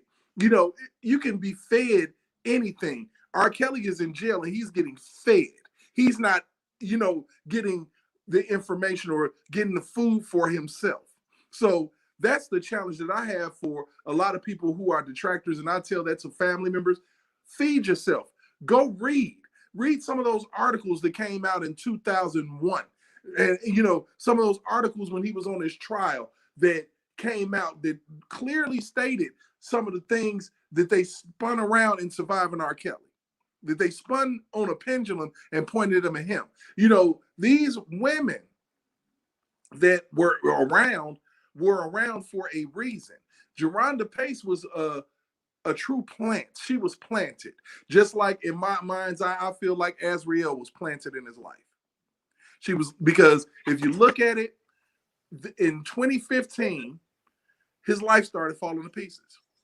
The only common denominator that I can think of is her. How did this start right when she walked into his life? You know, I agree with you with the Geronda Pace, because how convenient she happened to be in the newspaper article. Not once, but twice. Yes. Yes. A picture of her. Real big picture of her. Yes. I mean, you know, I looked at all, when all that stuff was happening and unfolding. Like I said, I've been very aware of the R. Kelly situation. I honestly, to be honest with you, I've been aware of what has been happening to music artists since I was a kid, like since I was like a baby, not even a teenager. I mean, awareness is awareness. One of the weirdest situations to me, you know, just going back with our Black artists, was a situation with Donny Hathaway, situation with Teddy Pendergrass, Marvin Gaye. All of these things happened when I was a child, you know, and moving forward and analyzing the situations even further, you know that there were so many hands in these people's pots, you know, trying to, you know, get the most that they could out of them, you know, and leave them with nothing, not even really caring what they were left with. Because the thing about it is, when a person does a break-in, they're not trying to leave you shit. They're not trying to leave you anything. So these people, the plan and the plot was to use him until they used him up. You know, the plan and the plot was to make him an indigent individual so that he could not afford his attorneys and he could be just like the regular average Joe and have a public defender that does not give a crap, that's not going to fight for you, that's going to go along with the agenda that the prosecutors have. You know, and, you know, how is this fair for people to put things in place to make this happen? Because if you have the means to fight, they should allow you those means. They shouldn't freeze your means and all of the money that you're making from royalties from your career. You can't even use them to fight for yourself. They're spinning it around to say, oh, well, it's a part of a RICO. No, it's not. He didn't make any money off of those women. Those women cost him money, if anything. If anything, you know, and no one's looking at what was being brought to the table. There's no tangibles that these people can bring to the table. And I'm sorry, Miss Sylvia, these women couldn't bring nothing to the table besides ass. That's it. That's it. And once they realized that theirs was not the best to him, that's where the upset came from. These are facts. These are natural facts of what I've seen in my life, on a small scale, to what could possibly have happened to this man on one of the largest scales we've ever seen. You know, one of the most popular men, one of the most attractive Black artists that we've had in our lifetime, that women have loved, that women have lusted after, that women have assaulted on stages and chased around parking lots and all type of stuff. But you want to sit up here and make me feel like that he would say, okay, stop. Where's that teenager at that I saw in the 5th row of my, go find her? It just doesn't make sense. You know, but when you tell people things and you feed them this narrative over and over again, you know, the art of repetition is something else. When you repeat something to somebody over and over again, it becomes a truth in their minds. You know, So this is what has happened to the American people. Like I said, in January, late December and January, I started hearing the repetition that they did to Bill Cosby, that they did to Michael Jackson. You know, monster, monster, monster. He's a monster, monster, monster. So then you put out a documentary and you put pictures up making him look like a monster. You know, you're photoshopping everything making it darker, you know, and that's one of the things they definitely do to scare white people. They blacken us up. In any picture, you can remember what they did to O.J. Simpson when he got arrested. They put a picture out of him, and he was blacker than he had ever been, because they want to invoke that fear of you being a menace by your presence. And they did a very, very good job of menacing R. Kelly. They made him look like a menace, so therefore nothing that he said would be cognizant or registerable to, you know, the ignorant mind. And, you know, I say this because I deal with people every single day that you literally, when they are told something over and over again, it's almost impossible for you to unring that bell, to get them to say, no, there's another way. You know, when you look at senior citizens, and they've been dealing with, let's just say they've been dealing with AT&T for their phone service, and someone calls and say, hey, we got something better for you. We're like, well, no, I've been with AT&T all my life, and I'm not going to change. So it's difficult to change a person's mind and heart. And one of the main things that does that is repetition, or in some cases, divine intervention. You know, and we're at that point now where the repetition of, he's not a monster, he's an actual man. You know, he's a man. This is a man that bleeds and can get broken ribs and attacked and beat up. And people don't understand the spirit behind what's happening to him. And the fact that it can be orchestrated, the things that they say he can orchestrate out to the world from the prison, things can be orchestrated from the outside in. All of these things can happen. You know, you can, you know, you never know. And one of the things that I would say about his incident is that, you know, the guy said the government made him do it, but it never added up the reason why. Now, the first part I believe, the second part I don't.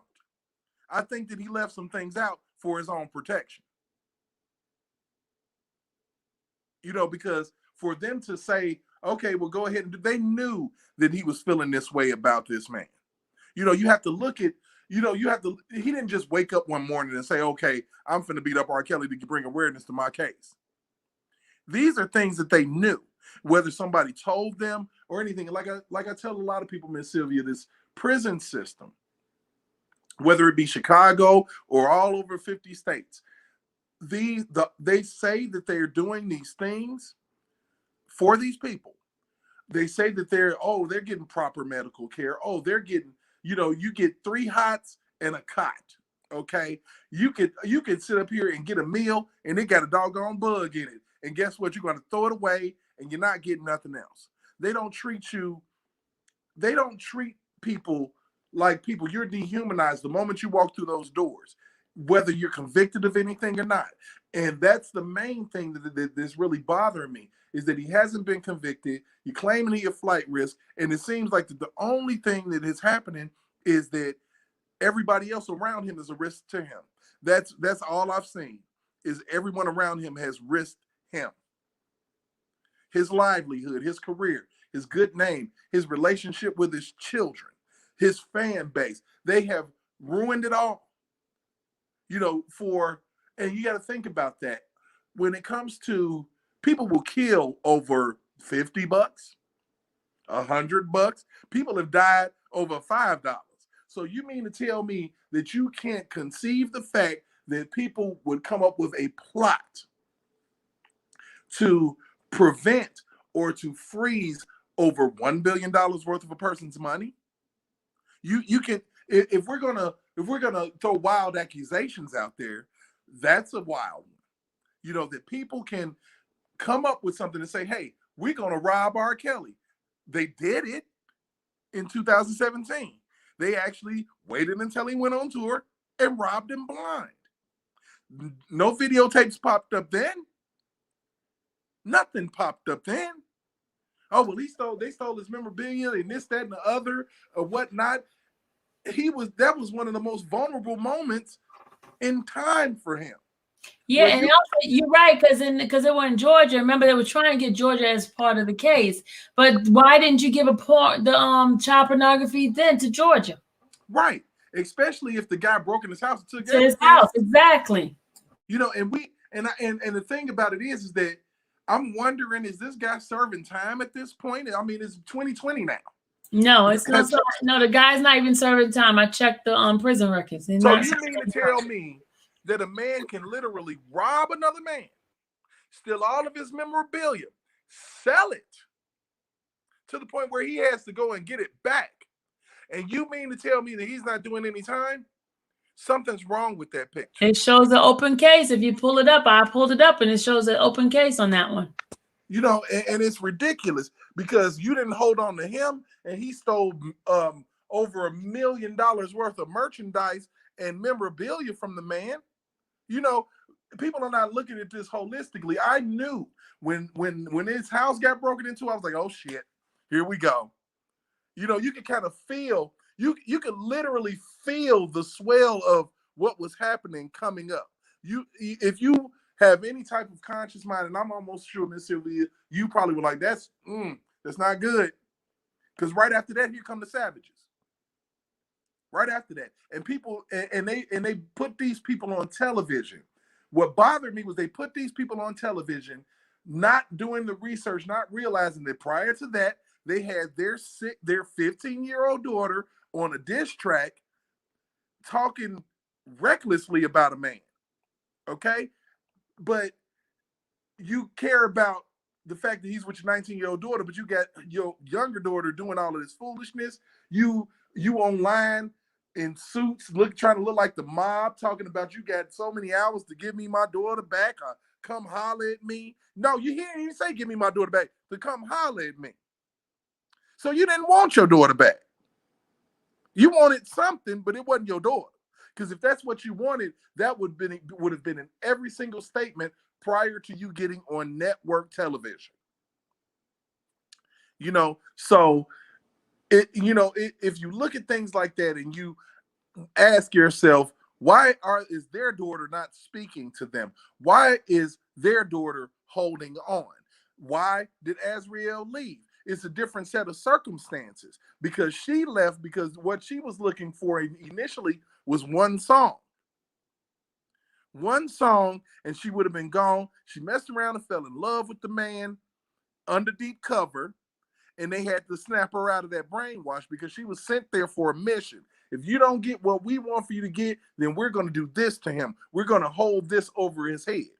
I don't really know, Miss Sylvia, but when I listened to that documentary and then I listened to his interview, and knowing that he's dyslexic, and when he said something like my girlfriends, it makes you think. Because like my girlfriends is not my girlfriend. You understand what I'm saying? It's like, that's not my girlfriend. She's like my girlfriend, which she does girlfriend things, but we're not in a relationship. I've been there. I know that demographic. So therefore, it's something that needs to be said in that vein, because he said it. Everything that he said has checked out.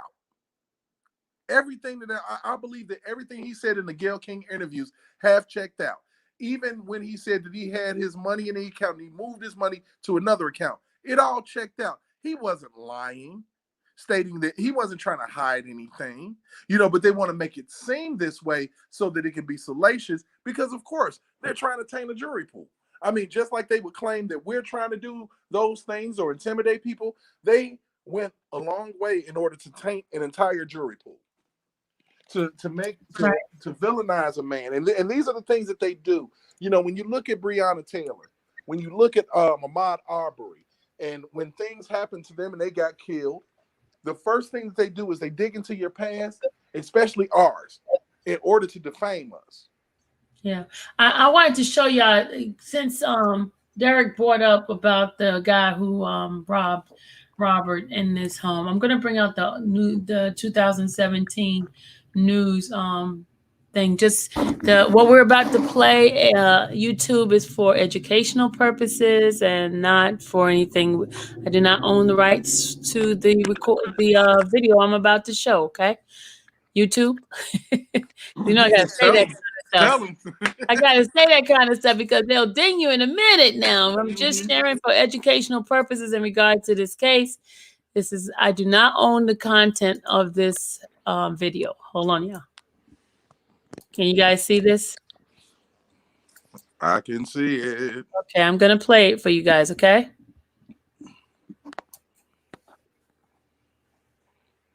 Oh, sorry. Okay, hold on. You ready? Okay. Yeah, police tell me that Alfonso Walker did home repairs and full repairs for R. Kelly's home. So he did have access and did have a way to get into this rental home behind me, which I'm told by neighbors was used for parties. Now, police say that while R. Kelly was out of town on tour, Alfonso Walker went into R. Kelly's homes and helped himself to everything the musician owned. Multi-million-dollar home and a second one that were basically cleaned out. A bling-studded hoodie, a slot machine, R. Kelly memorabilia. These are the items police say were taken from the R&B superstar's two Johns Creek homes by a man hired to do house repairs for the singer, Alfonso Walker, also known as Doc. Police say while R. Kelly was out of town on tour, Walker hired moving crews to clean out the homes of furniture.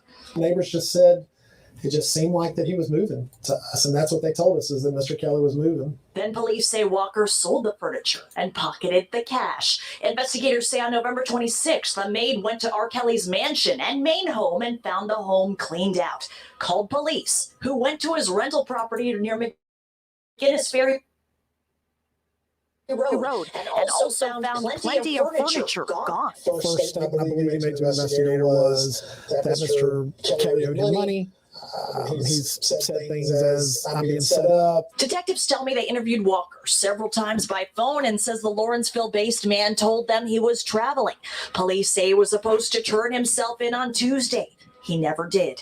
Captain Chris Byers says he's tracked down two people who bought R. Kelly's things.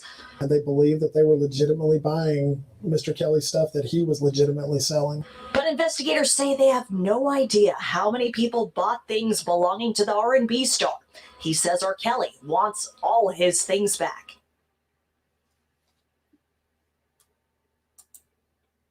I see that, right?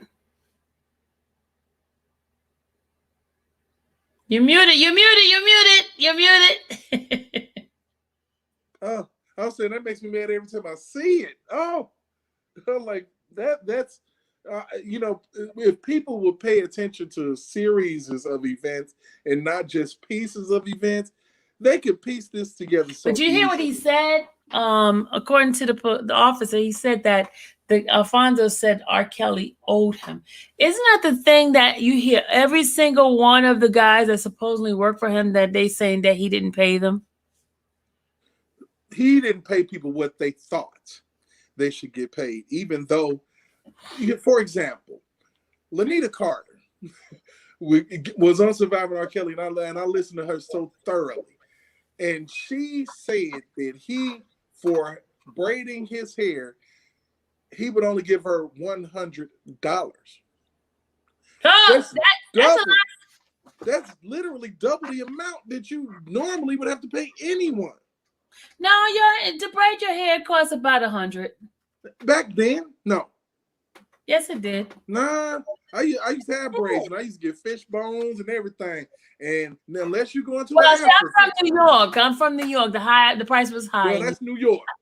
That's New York. But we talking about Chicago and the Midwest, where everybody was doing it. You know, where you know, and I can admit you had some bad ones that say, okay, you come over and you know, they could braid your hair thoroughly for, I'd say, $25-$30. You know, and the only thing you have to pay for is a lineup from a barber. You know, so in that particular time frame, that now it'll be a little bit different, I'm sure. But back then, you get anybody to braid your hair. If you notice, in the I Wish video, Lisa Van Allen was back there fooling with his hair. But you know what they saying, that because he's a superstar, they expected more money for that. So this same superstar going to McDonald's and get a burger. Is he supposed to pay $100 for that burger? Just no. a superstar?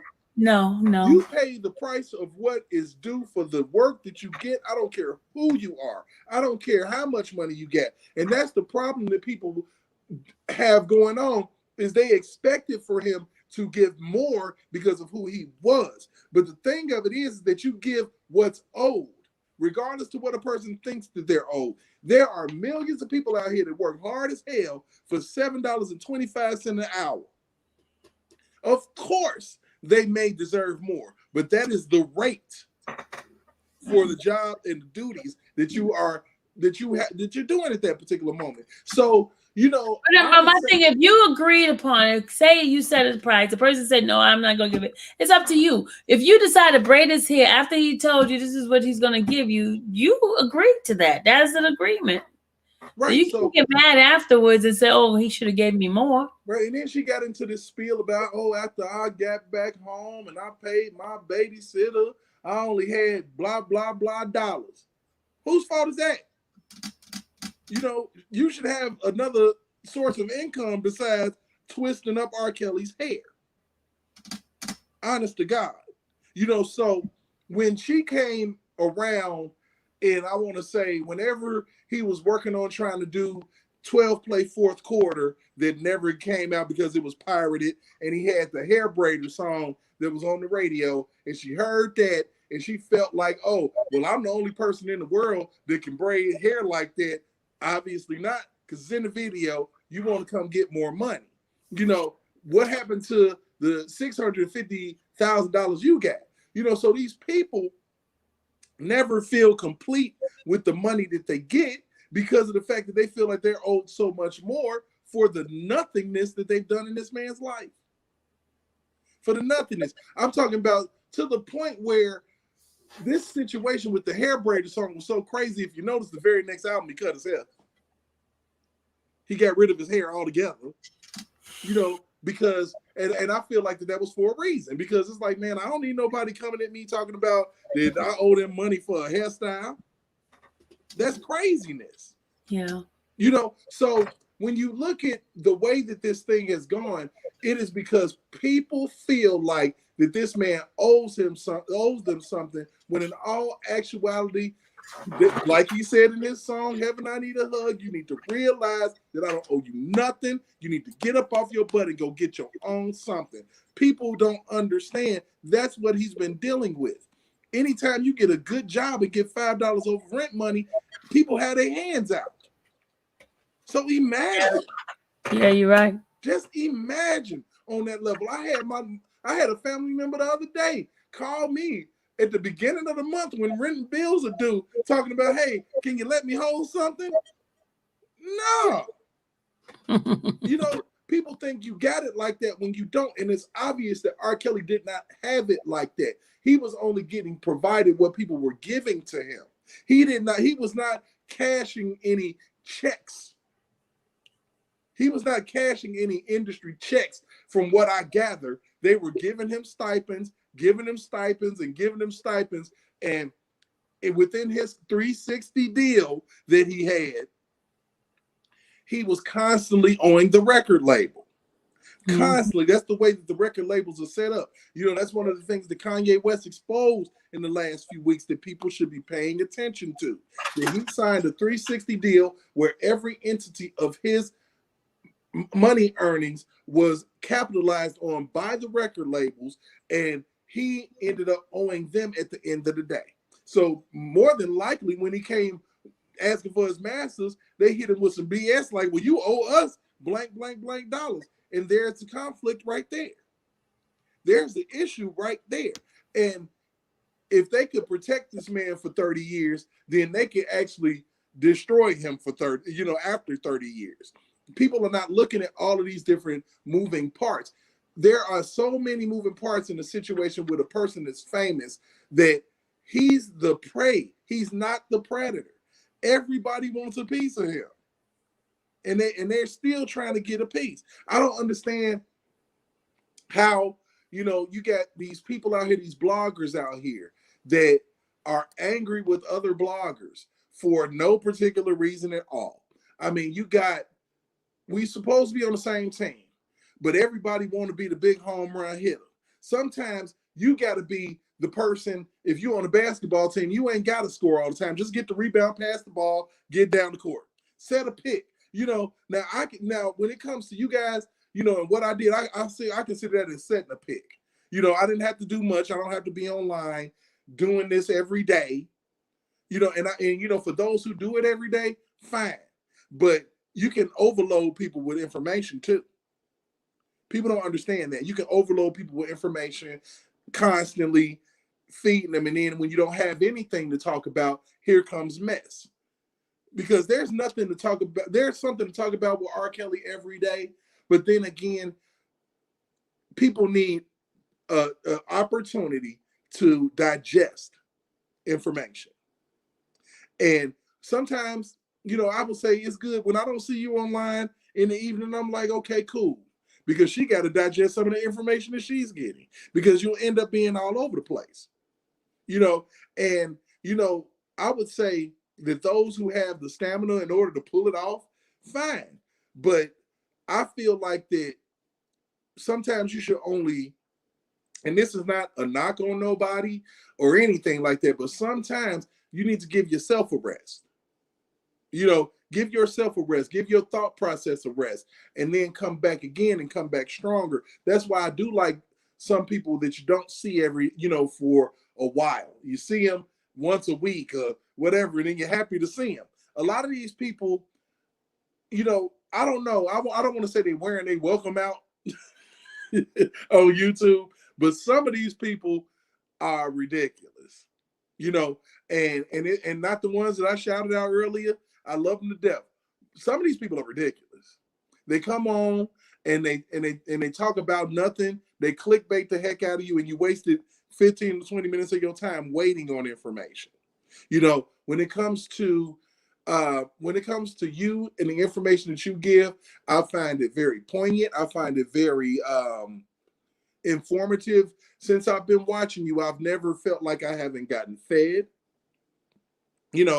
And it compels me. You're just trying to suit me up. You're just trying to suit me up. No. That's what you're This doing. is me being real. I'm just joking. This is me being real. I'm just joking. Just joking. If I feel like I'm being fed, then I'm going to deal with it. But if that's just like a church. When you go to church and you feel like the spirit ain't moving and you ain't getting fed, and all they doing is asking for money or whatever the case may be, then you leave. But you don't leave, and automatically start dogging folks out. If you feel like that it's not beneficial to you, save yourself.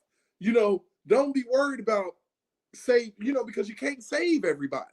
And that's what I see from people. They feel like that, well, this person is selling t-shirts, or this person is doing this, and this person is doing that. But I feel like there is nothing wrong with it. One thing that I want to say about Black people, and I don't want to dog out my people, but Black people have a problem with any Black person getting $1 when they ain't getting it. And the problem is that you don't know how to get it. You mad because somebody likes somebody else more than you, or like their charisma, or like their style, and buy their stuff. This happens in free enterprise in the American system all the time. People sell BS on television, and just because they like the presentation, they'll buy some shit, bring it home, and it don't even freaking work. Just because they like that individual. So the thing about it is if people would stop hating on other people and just focus on what they came here for. Because if you came here for R. Kelly, you need to be talking about R. Kelly. You don't need to be talking about Debosky. You don't need to be talking about DJ Tyson. You don't need to be talking about nothing else but the person that you came here for. And truth be told, God don't need no help revealing anyone. No help. He will reveal. Just like he's revealed a lot of these accusers. God don't need no help with that. Now you can, now the thing about it is, faith without works is dead. So if we're working towards getting R. Kelly out of jail, then we need to be working on that. We don't need to be working on, okay, we need to free R. Kelly, but you spend most of the time. Yo, Mike, it must be time for you because your thing is breaking up like crazy. It's breaking up like crazy. Go out and come back in. I don't know what's happening. Okay, while he's going out and coming back in, we just got some updated news. Trump is going into the hospital, y'all. He's going into the hospital for the COVID-19. He's going to be there for the next few days. Uh-oh. He's been getting some mild symptoms. He scheduled all his scheduled events for Friday, and he said he has been getting the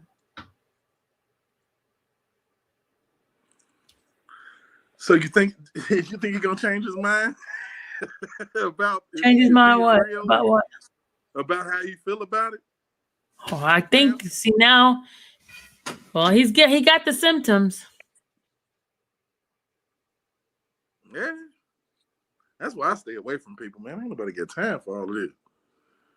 Social distancing, man. Keep your distance up. You know, I've been doing that all my life. Don't get too close.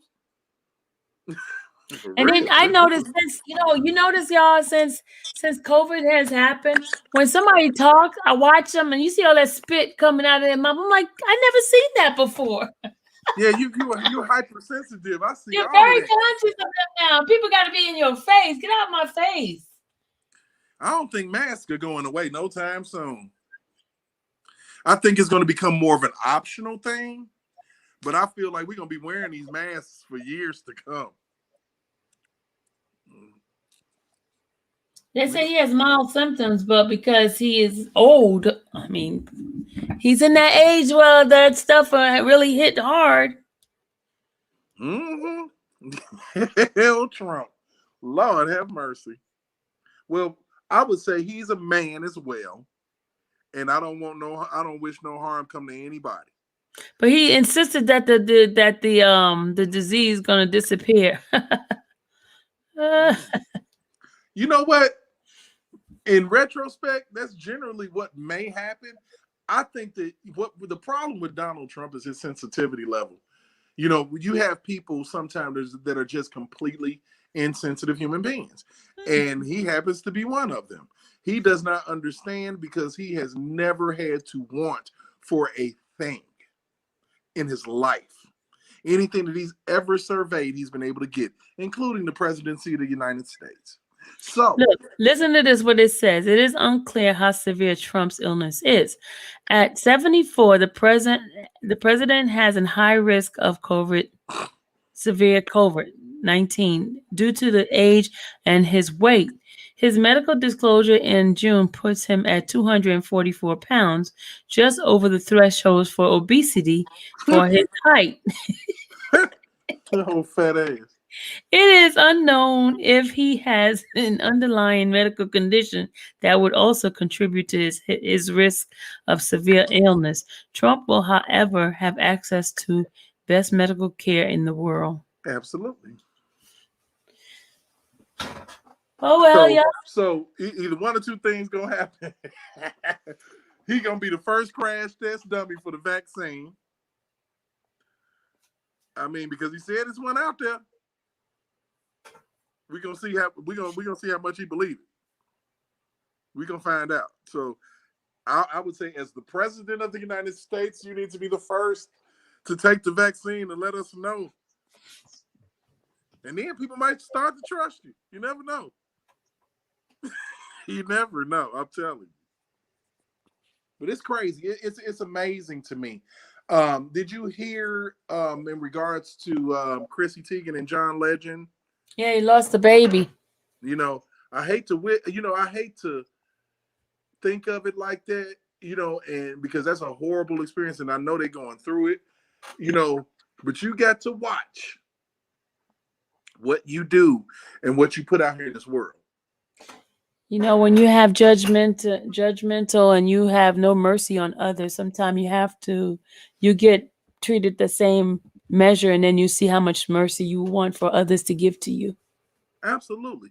You know, and to, you know, a lot of these people who I've seen make these comments, or, you know, celebrities in general, I'm like, you really need to humble yourself, because you just a piss off away from being in the same situation. You just ain't pissed off the right individual. Yeah. But I do pray for Trump. I hope he does heal quickly, because I don't want anybody to get sick and die from that disease, because that's something that's like.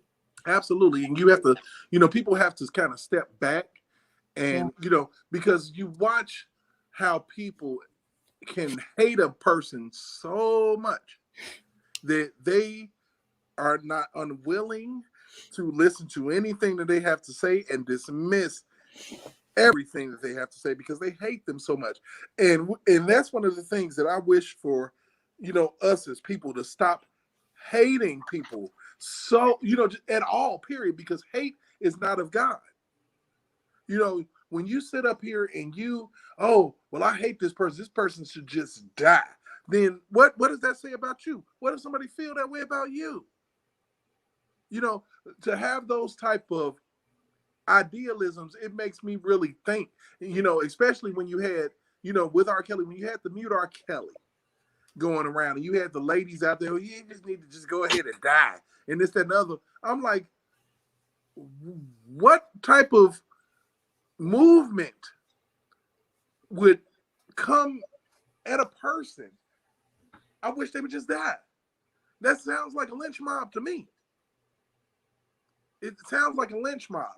And we gotta get better, just as a human race at these things. And it's gonna take, and as a race, in order for us to get out of this vicious cycle of persecution, there needs to be more. I would say if we had more family, more understanding of family love, love of friends, and the willingness to trust each other, I think that we could come out of things like this. We would go to bat more for people in these situations, but we've been trained to, believe what has been fed to us instead of knowing and understanding the nature of the people that are being accused in these situations. Yeah, hold on a second. Valencia, she asked me a question. As far as Robert's mail, I don't know when he's gonna start receiving it again. I know it's taken him a while to get mail. He hadn't gotten mail in the last 40 days, it was said. He hasn't gotten any mail in the last 40 days. He has not gotten any mail. So if you guys have sent him mail recently, he has not gotten it. Oh, wow. Days. Wow. That's what it was said. That's horrible. Yeah, he has not gotten the mail in the last 40 days. So all those who have recently written him and have not heard from him, that's the reason why. Wow. That's crazy. So think back 40 days. Did you write him 40 days ago? He hasn't gotten it. And they deliver mail every week. Yeah, every week? Once a week. Once a week? You get mail once a week. They have mail call all the time. So he must have an overflow of mail right now. So they got to read all that crap. Because they got to read everything come in. They have to. Say, but Miss Sylvia, if you're going to be on for a minute, I got to go start this. I'm making some baked salmon this evening. I got a date. Ooh, he got a date, y'all. I'm doing baked salmon. And what else? Baked salmon, asparagus. Are you gonna put the Kale's music on her? Oh, she gonna get it. She's gonna get it. Okay. She gonna get it. That's gonna be playing walking through the door. I get that in the mood. Eh? I'm telling you, I'm gonna have some scented candle, a little lavender candle to relax her, and some R. Kelly to take it all the way home. All right, Derek. R. Kelly has never failed me. I'm sorry, he's never failed me. I'm telling you. So I'm gonna go and enjoy yourself. Enjoy yourself. All right, guys. He rushed out of here, didn't he?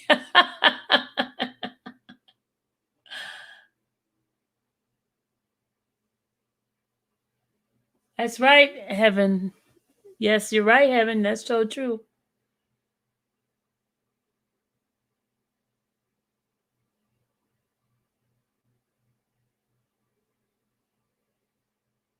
What, Molly? Yours got returned because of the stamp? What? See, I always use the regular stamp. I use this stamp, or I use a presidential, the United States flag. That's the ones I always use.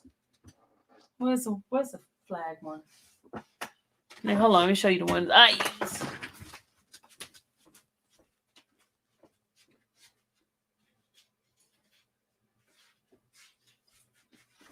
I'm telling y'all, I have never bought so much stamps in my life as much as I've been buying from Mr. Kelly.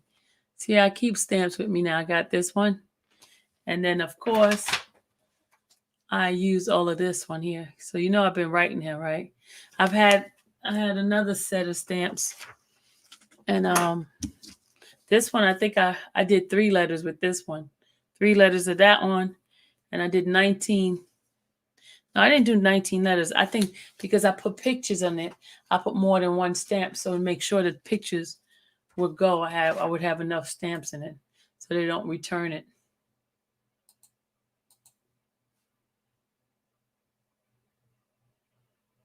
Yeah. And also, if you guys sending him pictures, make sure there's no gang signs, no bandanas on your head and stuff like that. If you put any of that kind of stuff, it will be returned.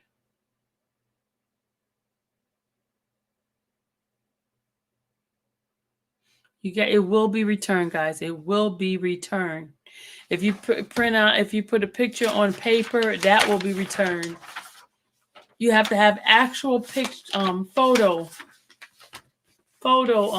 thing for it not to be returned. That's why when I was sending out my stuff to him, I read everything. All the requirements. So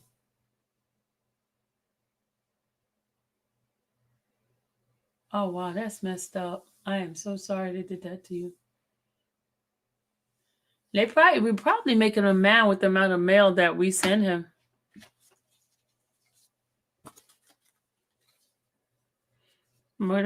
I guess that's why a lot of people got discouraged and not sending him anything, because all the problems of sending the mail to him. It taking time and all that kind of stuff.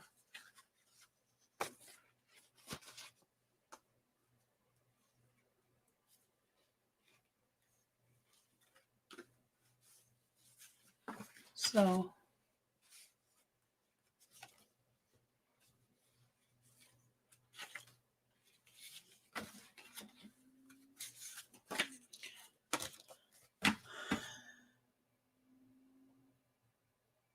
I'm gonna print my rally. I haven't I didn't take any rally pictures. I don't know why I didn't take any rally pictures. I didn't take any.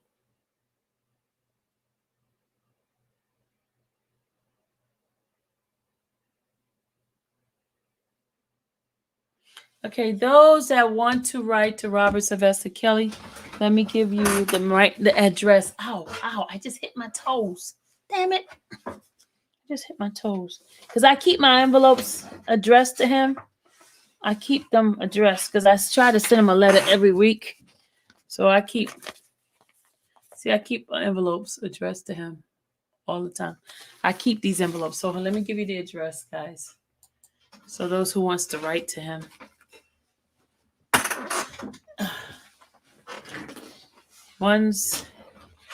Don't expect anything back because I don't know when they're going to return to. They're going to start back with allowing him to get his mailing. I don't know.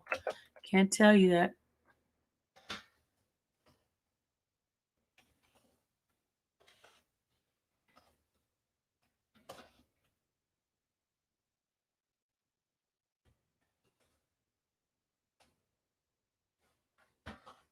I am putting this in there for y'all.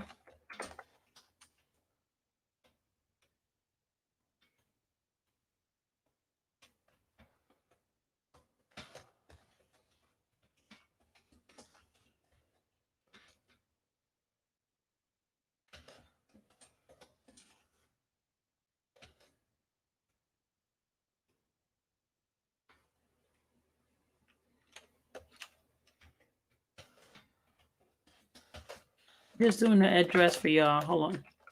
For those who wants to write to him.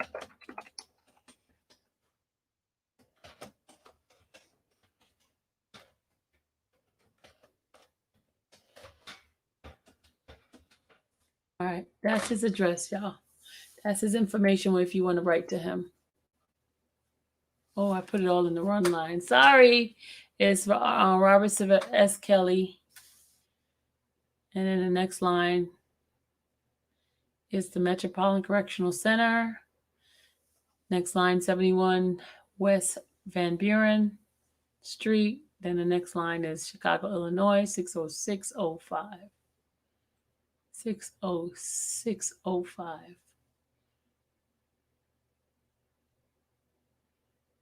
Okay, I wanted to also show you another news article in regards to the guy that robbed him. Hold on a second.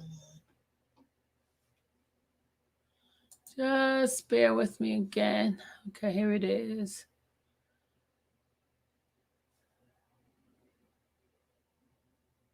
I'm gonna bring it up so you guys can see. I'm gonna mute it. John Ossoff didn't disclose cash he got from. Hold on a second, guys. I'm gonna share this next one for you guys.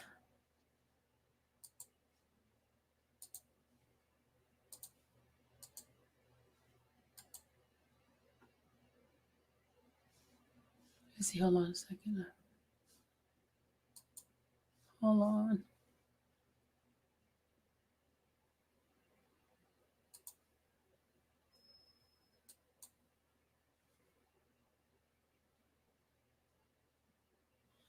Oh, no, can't do that because it's somebody else's stuff. I don't want to show their stuff because then they'll want to ding me. I don't want that. Oh, Daz, you're so wrong. Daz, you're wrong, Daz. You're wrong. You're wrong for that. You are so wrong.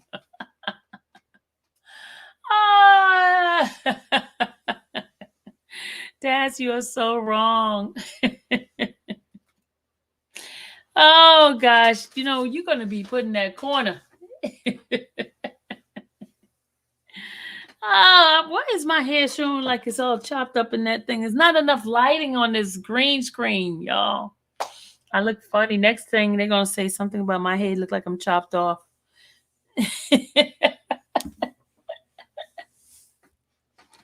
That's what they're going to say, yes. There was something else I wanted to show you guys as far as the court itself.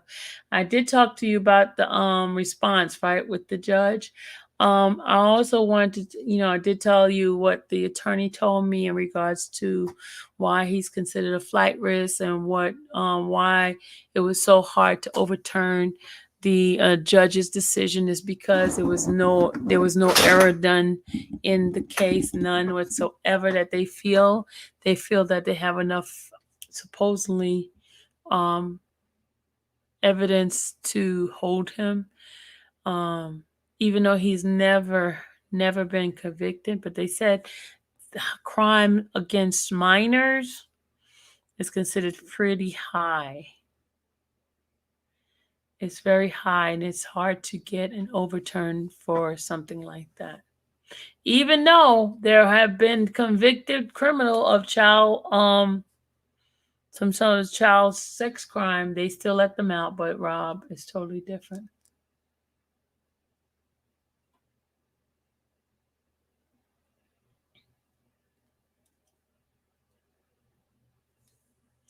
So that's what happened. I'm gonna put the link in here. Maybe Don may want to come in.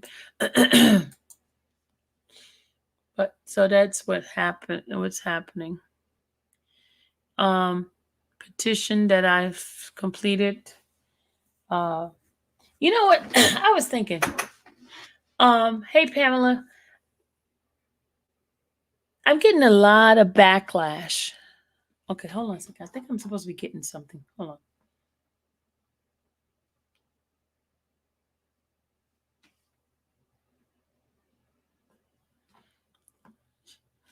Dom, come in.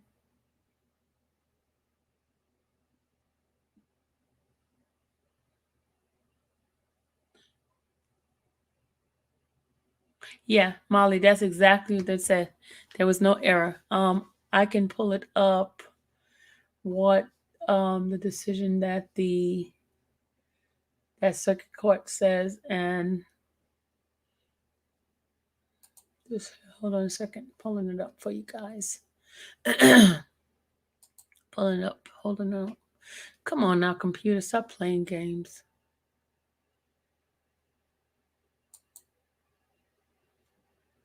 Okay, this is it right here.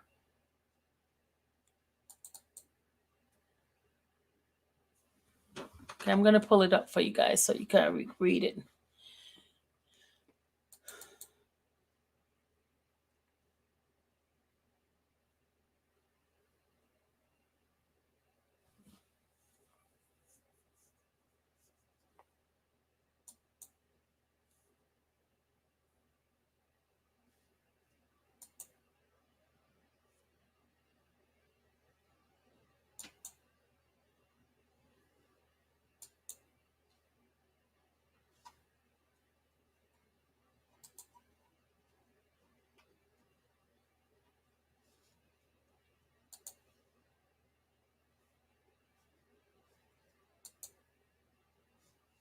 Okay, I got it up for y'all. I'm gonna put it in my yes, Heaven.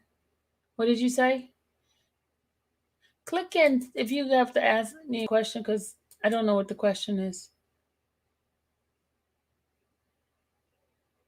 Yes, Cha-Cha.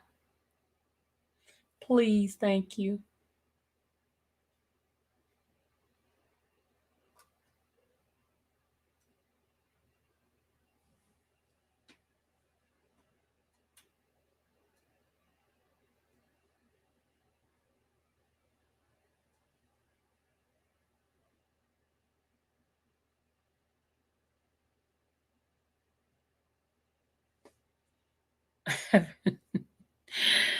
Heaven, I'm not paying attention to those people at all. I'm not. I'm not paying attention to nobody. I'm minding my business. Heaven, we're still waiting for them to reply. His legal team has to reply to the government's request for denial of bail. His legal team would have to reply next. Okay. Hey Shay. So, I put the thing in there.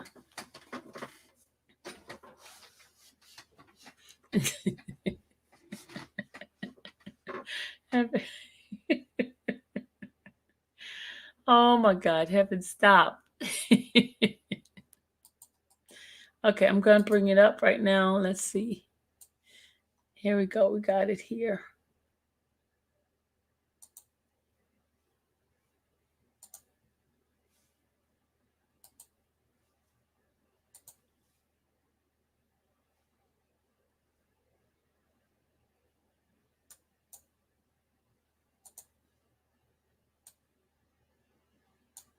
Okay, y'all see this?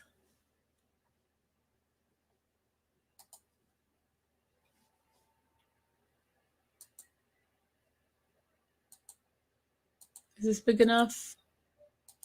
Can y'all see this thing here? Can y'all see this? Is this big enough, guys?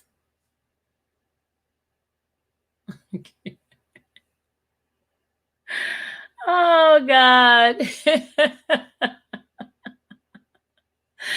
Oh my God. Okay, these people Heaven, behave.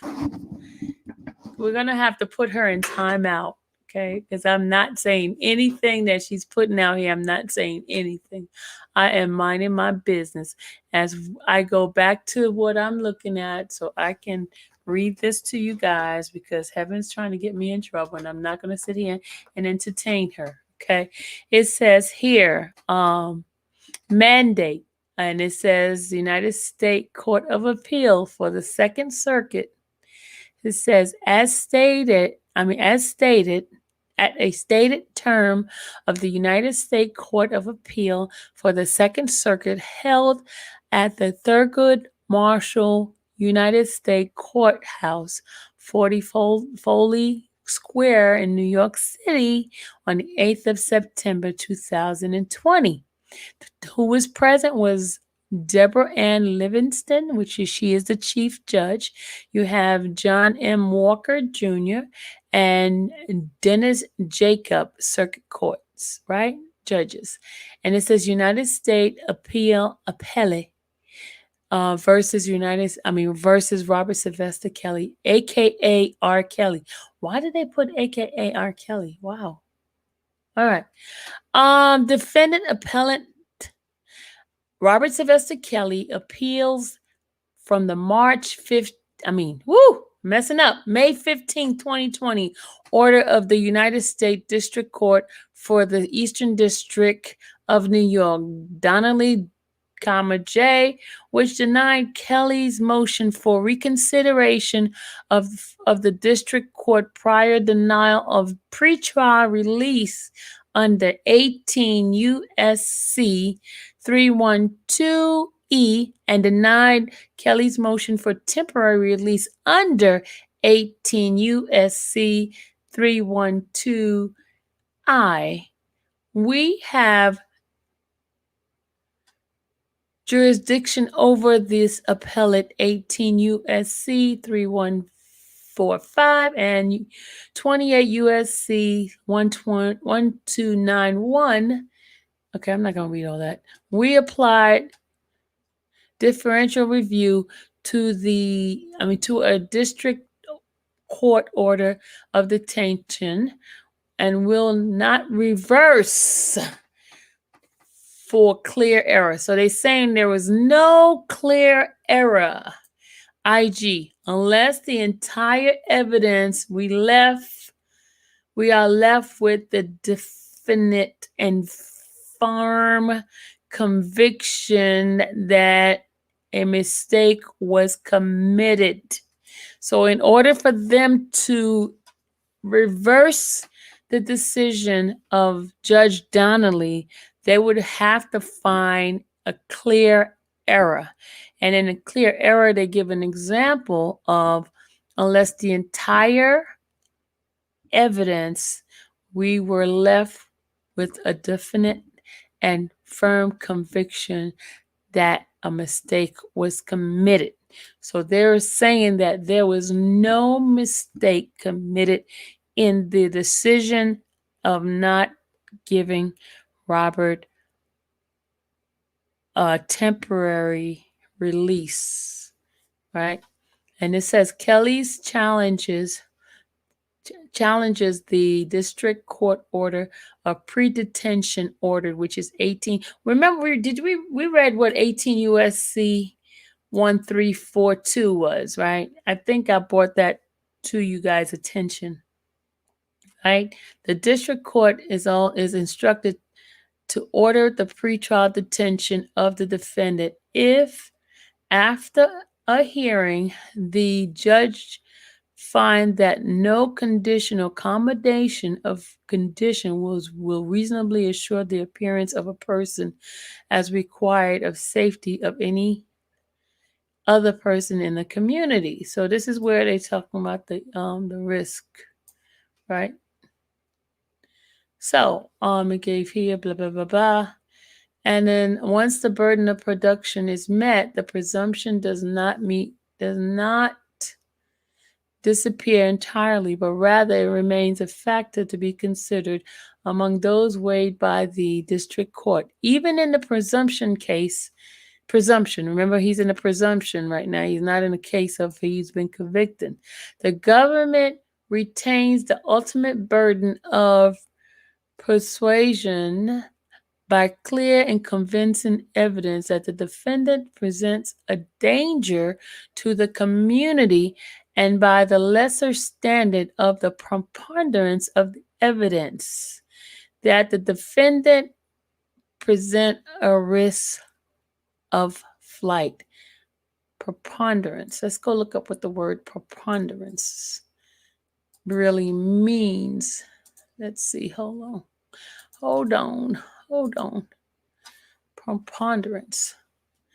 By definition, the preponderance is a noun which states the quality or the fact of being greater in number, quantity, and of importance. The quality or fact of being greater in number or quality or importance. Got it, guys? That's what preponderance means. So they're saying that by the lesser standard of the preponderance, meaning the greater of the evidence, that the defendant presents a risk of flight. In making a determination, the district court must consider the following facts set forth by 18 U.S.C. 3142. 1. The nature and the circumstance of the offense charge. 2. The weight of the evidence against the person. 3. The history and characteristic of the person, including his character, physical and mental condition, family ties. Hear that, guys. Family ties, employment, financial resources, length of residence in the community, community ties, past conduct, history related to drug and alcohol abuse, criminal history, and record concerning appearance in court. So, okay, so appearance in court, he showed up in court, so they can't use that against him, right? They can't use alcoholism because there was no record of him having some sort of alcohol problem or drug problem, right? Criminal history, so they kind of a little bit use that against him. Employment, I don't know if they could use that against him. Financial resources, he's not a burden to anybody. He's making his own money. Family ties, I don't know about that one. And then the nature of the seriousness of the danger to any person of the community that would poses the person that will pose by the person's release. So they're saying that basically the nature, the danger and seriousness of his charges will pose a serious threat or serious danger to persons if he was released. So that's what they're saying on that one, right? And then they said here, we perceive no clear error. It was like no mistake in the district court's determination that the government has demonstrated. So they're saying that the government demonstrated clear and convincing evidence that Kelly presents a risk of danger to the community, and by the preponderance, I guess the quality, the amount of the evidence that Kelly presented a flight risk. So remember when I was telling you that him being able to have access to people that would help him to get away, even though he does not have a passport, that basically there's so much stuff. There's a whole bunch of stuff saying that he can get away if he was let out.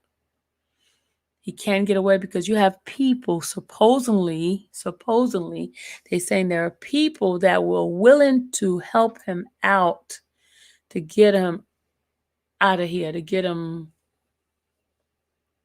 running away, to get him, because there are so many fans that will do anything for him because of his stance, because of who he is, that some of the fans are so fanatic, outrageous, that they will do anything to help R. Kelly to get away. That's what they're all saying right now, because, there are some fans out here who are really cray-cray. I'm just being honest. I'm being honest. The ankle bracelet, they saying there's have other individual who could manipulate the ankle bracelet and have access to hackers to get the ankle bracelets to not function right, They come in all kinds of ideas of what could possibly happen. Yeah, exactly. Exactly, Miss Duncan. But right now we have, and the thing is, the attorneys would have to basically prove. They can't just say, oh, he's scared of flying. Oh, he wants to see his girlfriend. Those kind of defenses or argument is not good. You have to go by what is being said. Okay. You got to show where the error is in those particular statements, even with the tapes. They were supposed to dig in really, really hard to find some error. No proof. I know you said there's no proof, right? But if they're digging into the past divorce records or have individual who is actually there, and individuals like Demetrius Smith stating that he was told to do it, even though we have heard differently. You have people who actually work for him saying that he instructed them to do this. He told them to do this. They only did it because he's the one who initiated. That was their boss, and they did what their boss told them to do. You get what I'm saying? Yeah, their case is weak, and it can't go any. I mean, that's why they trying to give him time now, because the case hasn't been tried yet. So they're giving information. There's nothing that is being debunked. We're giving weak arguments. We're providing weak arguments. That's not a good argument that he's afraid to fly, because he did fly to Africa. He flew to Europe. You get what I'm saying, guys? They have to prove he's innocent. And see, they've already made him guilty before. They made him guilty in public opinion. That is why the internet, the YouTube pushing out the real truth is very necessary, because they have been pushing the negative thing on the platform of public opinion. They're putting it on the news. Every time something happens, they're always putting it up on the news about what's happening with him, especially when it's negative. You ever notice when it's positive things, they never say anything.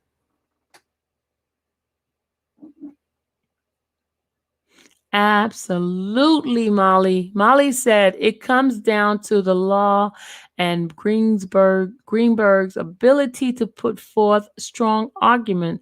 Thus far, he has not. I'm sorry, I get angry. Look, I can understand, Molly. I understand exactly what you are saying. It seems as if they're not saying the things that would, I guess they're not investigating it enough, I mean, okay, y'all. Let's be a little honest with each other right now. Let's be a little honest with each other. We're here. We're just having a conversation. Nothing that is being said is concrete, and it's nothing that we know as law and things like that.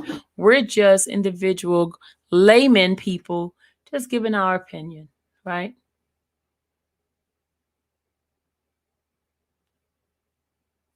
Our opinion, and we're all entitled to our opinion. Everything that's said here is not the opinion of the channel's person or the owner of the channel, but it's just individual. I'm gonna let you guys speak your opinion, because maybe we could brainstorm and figure some of this stuff out. We're not attorneys, absolutely not attorneys. Not attorneys. We can throw some things out. Hey, Glenda. We can throw some things out of some of the strong arguments we may have. Okay. They're saying he's a risk factor. Okay. He's a danger to the community. Right. Don't you think, I'm just asking you guys' opinion. Just asking you guys' opinion. Don't you think the petition should have been something that should be placed as part of what we, the people, feel?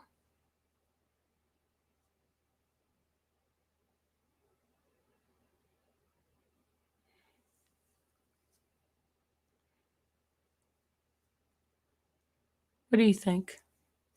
Remember, we're not attorneys. We're just giving our opinion. Yeah, we can vent. We have the right as American citizen to voice our opinion. It's our opinion. Whoever watching in, whether it's the attorneys or whoever, we're going to give our opinion on this. And it's fine. Everybody has, like they said, everybody has an asshole and opinion. We're just giving ours. All right? Okay. Hey, Sincerely Bree. Hey, Love Bug.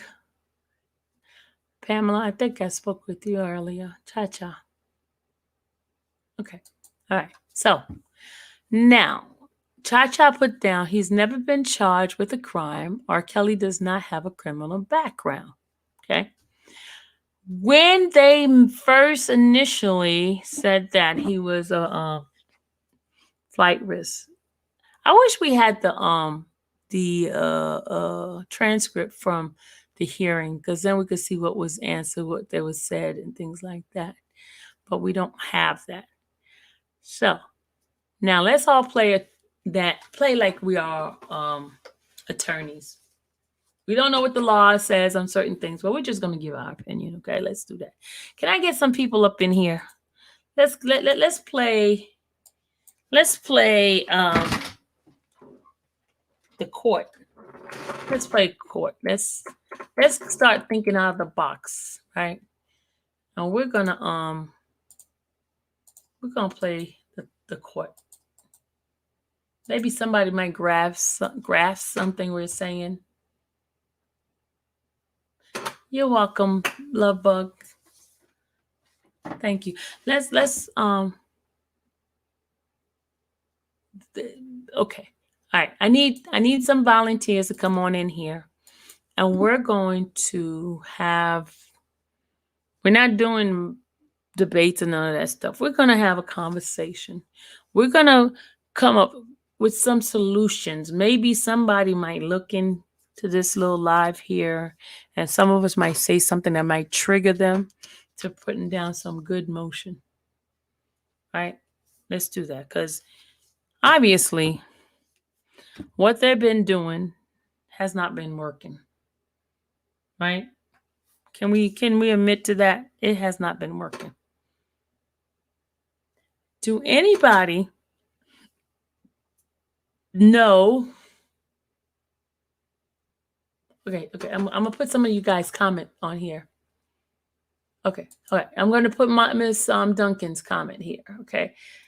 Miss Duncan says that she says, I might be wrong, but this is my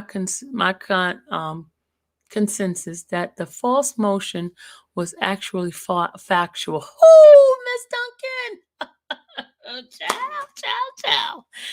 Okay, we will not get in trouble for Miss Duncan's comment here, because they accused me of putting that motion out, but it wasn't me.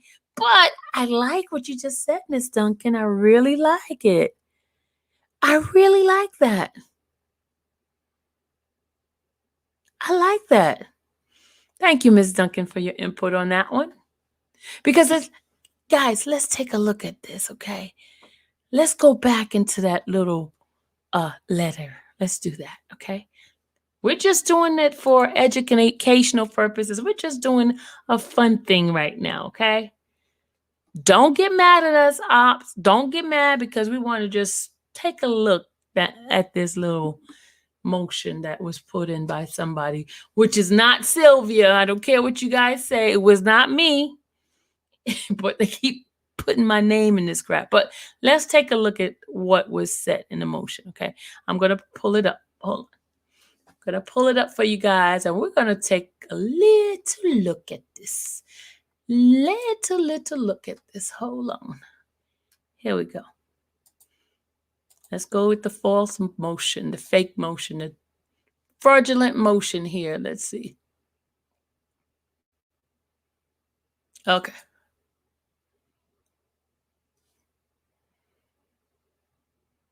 I'm trying to open it up. It's taking its time opening up. Hold on. All right. Here we go. All right. I am going to share my screen with you guys. Let's share it. Let's go in here. All right. Yeah, he definitely needs a pit bull. Yeah, hearsay. Yeah, okay. Let's go in here. Okay. I'm going to make it bigger for you guys to be able to see it a little bit. All right. Okay. Now, remember, this is for the Chicago case, right? This is the Chicago, not New York. And you know what? We're going to compare the New York one with the Chicago one for a second. Okay. In here, right? He says here on June 11, 2019. I'm not starting from the top. I'm reading from this part right here. On June 11, 2019, the United States, through its attorney, filed with the court a document purported to be an indictment of the grand jury against Mr. Kelly, alleging that Mr. Kelly committed federal offense of sexual exploitation of children in violation of Title 18 U.S.C. Section 2251A, sexual trafficking of children by force, fraud, and coercion in violation of Title 18 U.S.C. Section 1591, right? Okay, and so on. And it tells you on February 13, 2020, United States, through its attorney, filed a document proposing that the superseding indictment of grand jury against Mr. Kelly set forth same allegation and conduct. However, the allegation made by the United States through its attorney was not made by a body of 16 to 23 members, nor did the grand jury concur in the return of true bill. So this is what he's saying on February 13th and as well on June 11th. Okay, let's go to the actual indictment paper. Okay, because remember, they're saying here it has to be a member of 16 members, 16 to 23 members, right? And it says that nor did the grand jury concur. So in order for it to be a true bill indictment against Mr. Kelly, nor a selected foreman of the grand jury. Okay, let's look at this. All right, I'm going to pull up the two cases, right? I'm going to pull up the indictment from Illinois, the indictment from Chicago. And also, hold on, I want to do something else. Hold on.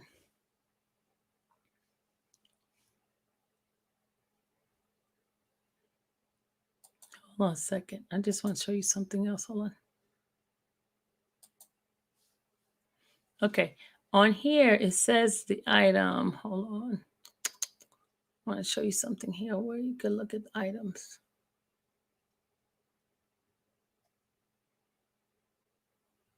Okay.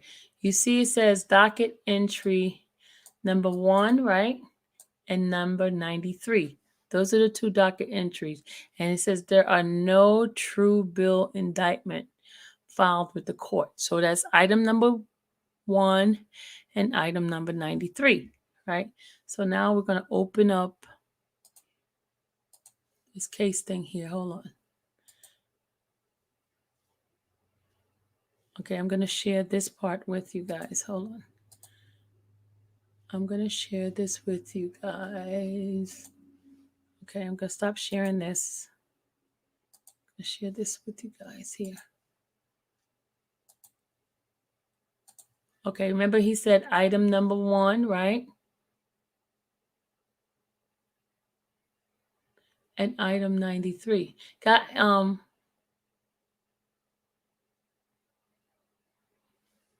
Guys, I really don't care what they're doing. I could care less. We're just going over this thing here. Okay. All right.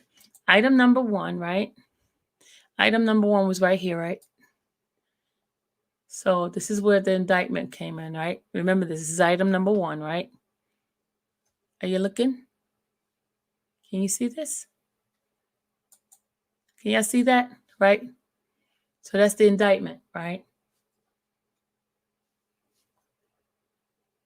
You see item number 1, which is July 11, 2019, and it talks about, this is where the indictment comes in, right?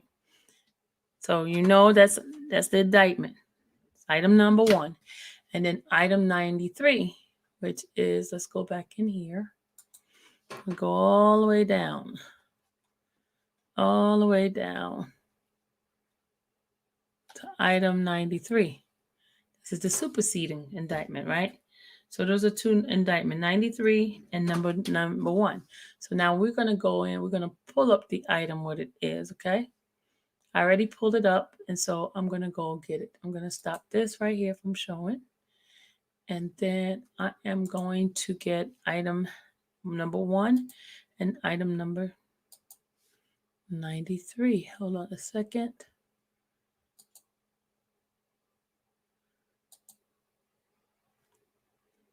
Okay. Just open up the other one here.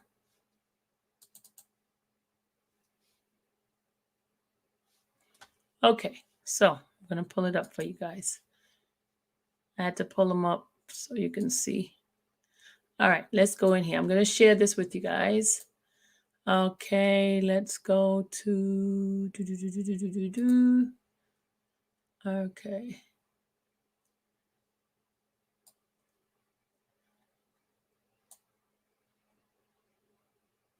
I'm looking for an item. Let me close this out. Hold on. Close this out.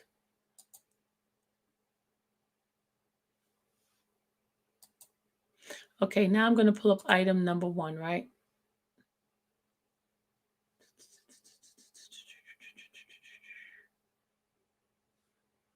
Hold on, let's go back in here.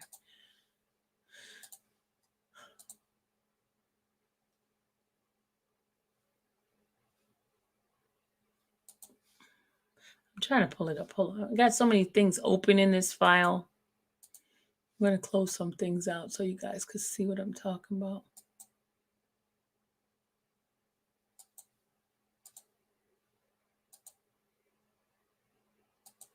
Okay, so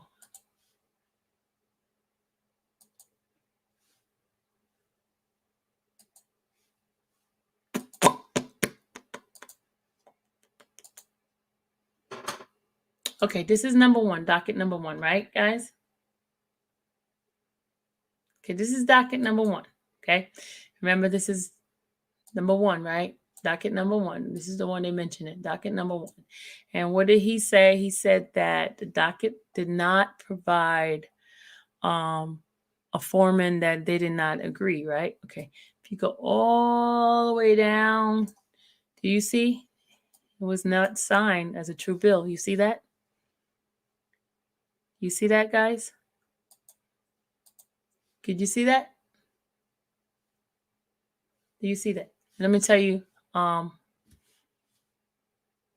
you see that, right? And then now we're going to go to,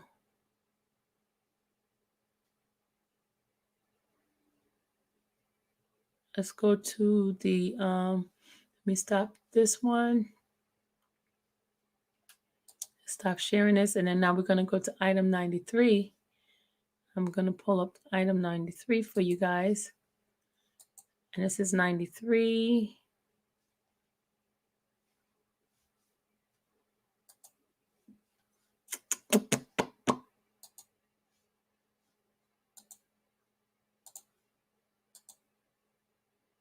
And you guys can see this one. It says 93, right?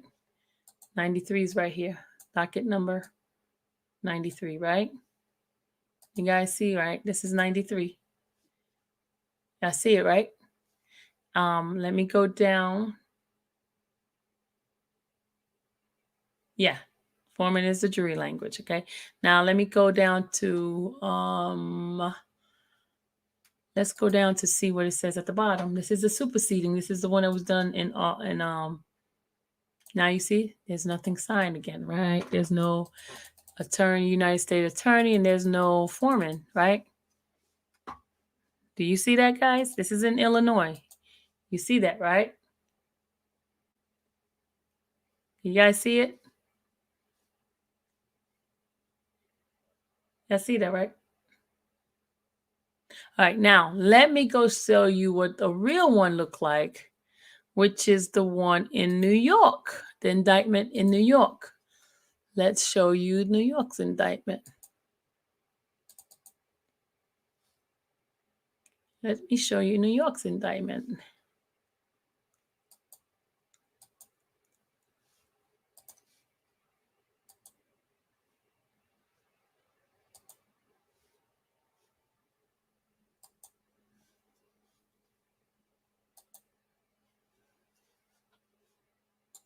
Okay, y'all ready for New York's? Let me show you New York. So y'all saw that, right? Okay, now let's go to New York, okay? This is New York's, right? And this one was done correctly, right? Let's go down. Let's go all the way down, my lovely. You see what it says here? You see Joan Turner and you see the district attorney right there. Do you not see that, guys? Do you guys see that? That's the New York indictment. And you see there's no signature in the Chicago one, right? Why is that, guys?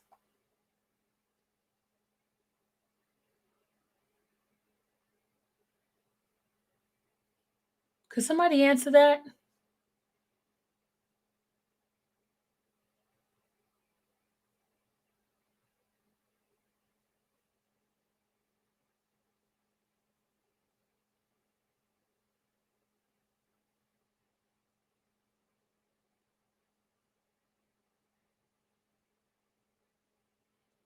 Letitia, I know you've been looking at all these documents, but have you seen this part about it? Since you've seen it, you said enough is enough already? I'm just asking. I'm just asking. New York was done correctly.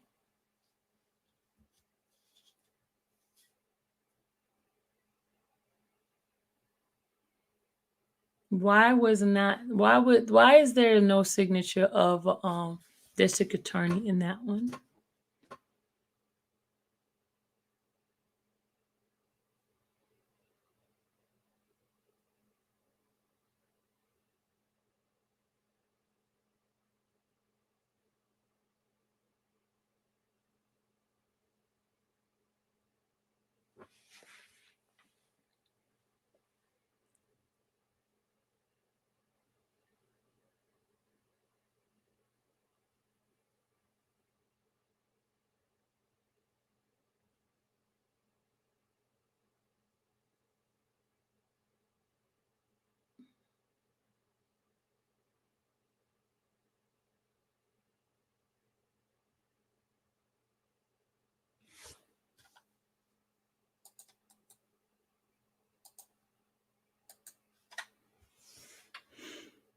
It's interesting.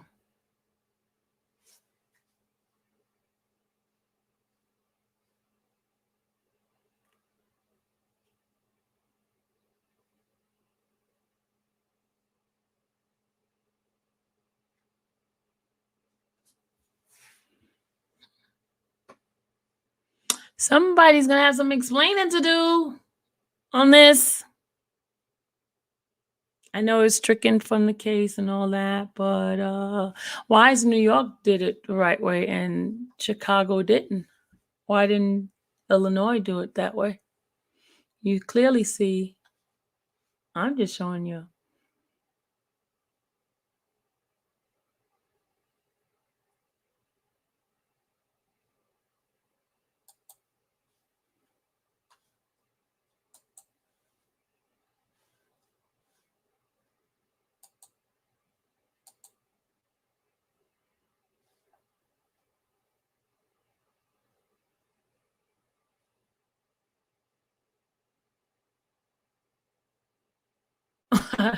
Let's see. Okay.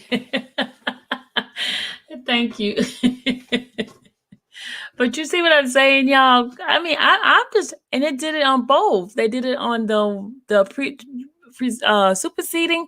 And why didn't anybody put their signature on it? I don't understand that. Why is there no signature, y'all?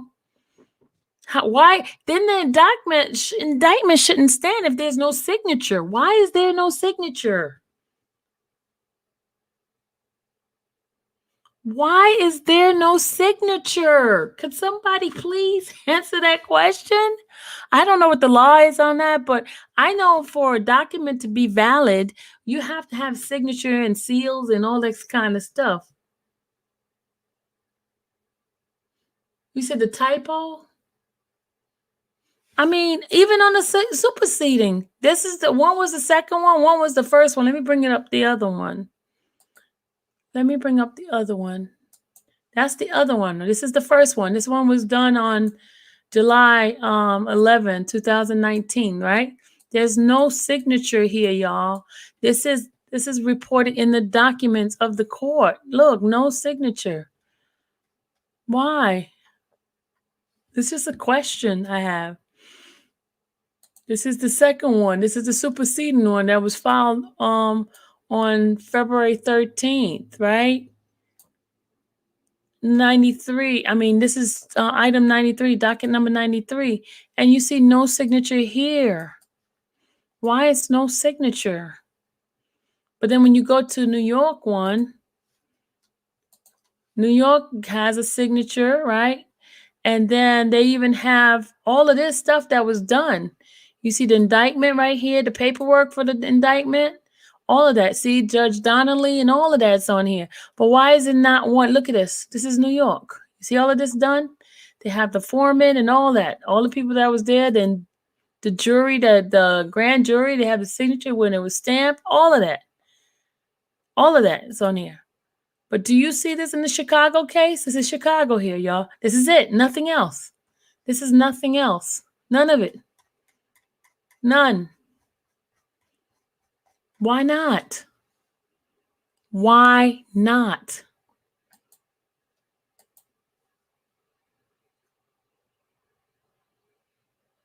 Why not? Thank you, Paula. Why haven't the lawyers seen this? Why didn't he look? Why didn't Steve look into this instead of just striking it down? Yeah, he didn't do it. Yeah, they did. Whoever did it, maybe Steve should have looked into it.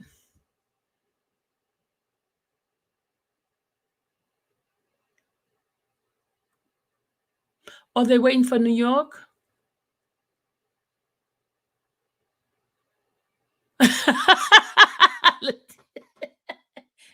Alicia.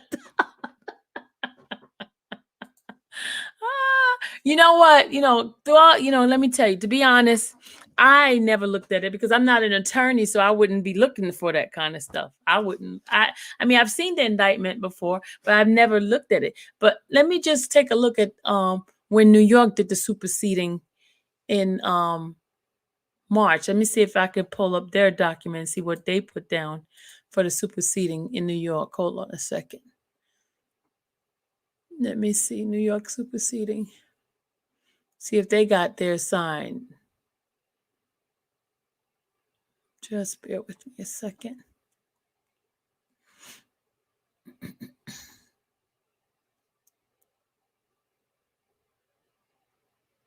New York did 3 superseding, right? Okay.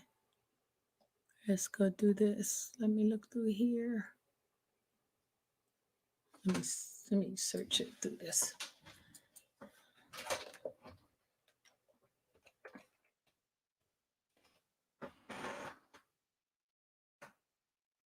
Okay, we got the New York superseding.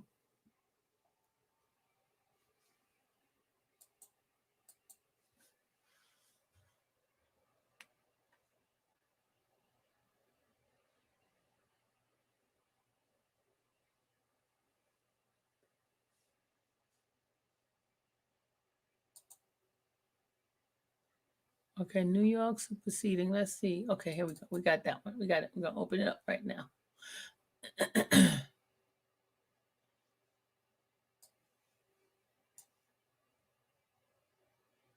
Okay, y'all. Okay, this is New York superseding. Let's go and pull it up so you guys can see that one too. Hold on.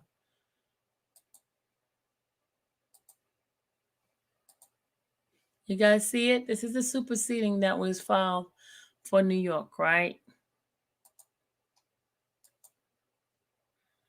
All right, let's go down to the end. This was done on March 2020. You see right here, what did it say? You have the signature right here, and then you have the acting United States attorney. You have his seal right here, right? You see that? And then they turn around, still you see it says superseding indictment, and they put all the USC information, and then they put the foreman. You see, she's the foreman, Joanne Turner. You see that, right? Everything that's supposed to be on it is on here for New York. New York did it right. Why Chicago did not do it right, y'all?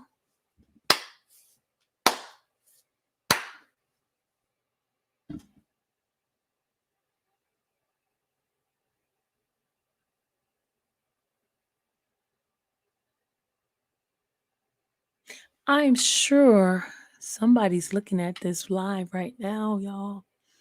I'm sure somebody's looking at this live. We're not attorneys. We're not in the law field. We're just some inquiring mind, layman. Interesting, y'all.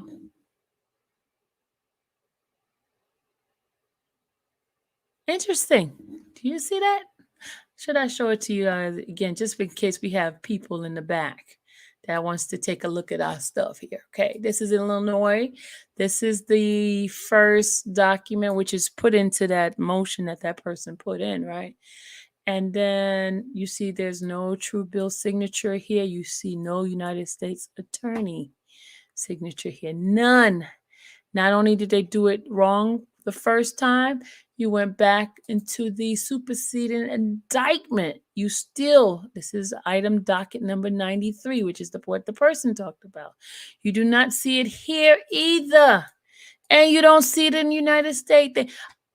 Can I ask you this?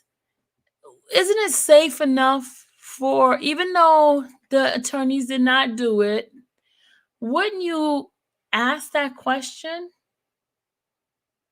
Wouldn't you ask that with the judge? Wouldn't you bring that to the judge's attention?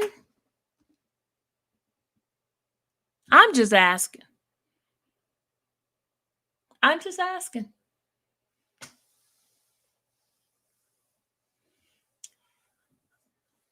I am just asking, guys.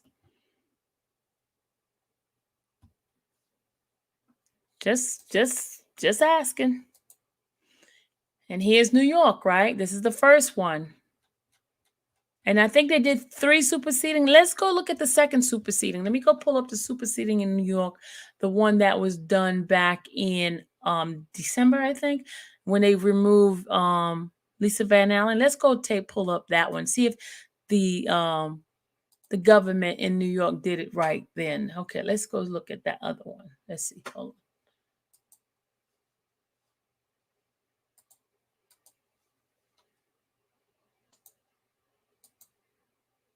Hold on, y'all. Just bear with me a second. My computer acting stupid.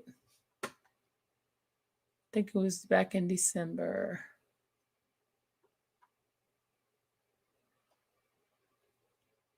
Let me just pull it up from December. What's in November?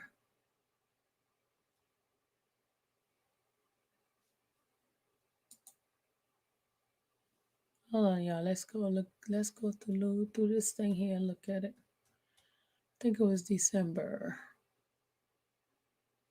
Sorry, it's taking me so long. I'm just trying to find it. Oh, there we go. It was December 6th. Let's go in here and pull it up.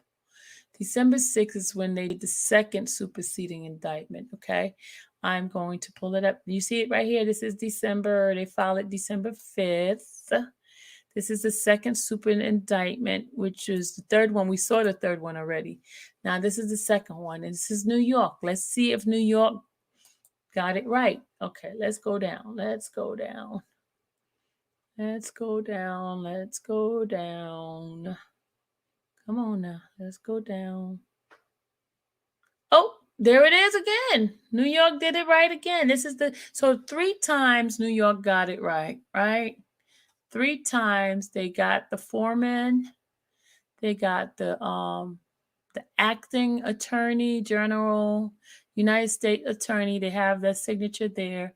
Then they have the foreman giving the superseding indictment, a true bill, which is what the person talked about. They did that. So New York got it right all 3 times, but Chicago did not get it right anytime. How about that, y'all? How about that? And we're not even attorneys. How about that? How about that? Oh, let's take a look at all the other things that was taken in the court in Illinois, because all my PACES report, I grab all that stuff and I save it, right? So let's go pull up Illinois stuff. Let's see if they always not give signatures on stuff when they process it. Let's see. Hold on a second. We're gonna check this stuff out. Let's do the state case in Illinois. Let's see if Illinois state did the proper way of indictment. Let's just check that one out, okay? Or is it just a grand jury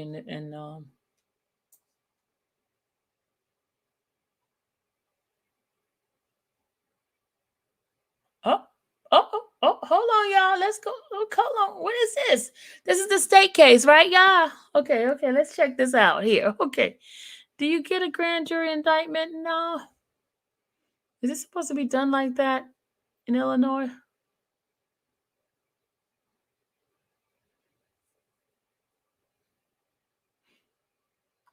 I don't see any foreman on this one either, y'all.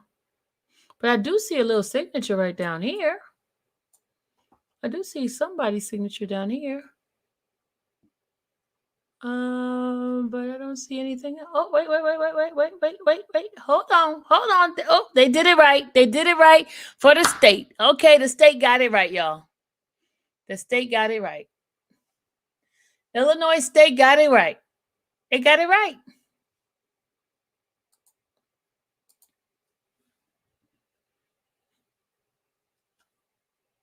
The state got it right.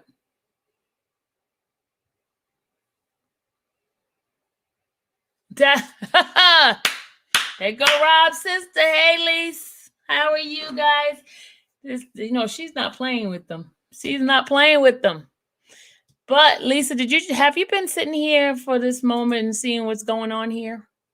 The state did get the part right on this. You see, they got the grand jury. They have the foreman signing off on it. That means there was a true indictment here, right? But nobody could give us an answer for the federal. Okay, we'll bring that back up. Hold on. I'm going to take a look at this and see. Let's see. I don't think his attorneys took a look at this. Okay, now this is the federal. There's no signature on this one, right, guys? This was the initial. And this one here is the superseding. And there's no initials and no foreman, no indictment signature. So how can he be indicted in Illinois when there's no signature? Now, here's New York. Here's New York. Let's go down to the bottom. New York, you see there's an indictment. You see the signature of the foreman. You see all that. Hold on, let's go back up. Let's go back up. You see right here? Right here? True bill, sign. Notarized, signed, and then the district attorney. This is the first indictment from New York. This is the superseding third indictment, and this is the second indictment. All of it signed in New York, but the Illinois one was not signed. How about that? How about that, people? Can somebody, Gucci, could you find out from an attorney what's all of this? How can this happen? How can they go forth with an indictment and keep him in jail on something that's not even legit?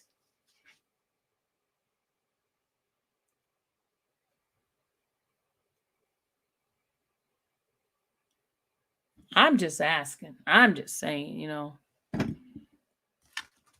It was stricken down, but did they take a look of it? You know, that person did it wrong, but maybe it's a light that's being shed on this situation.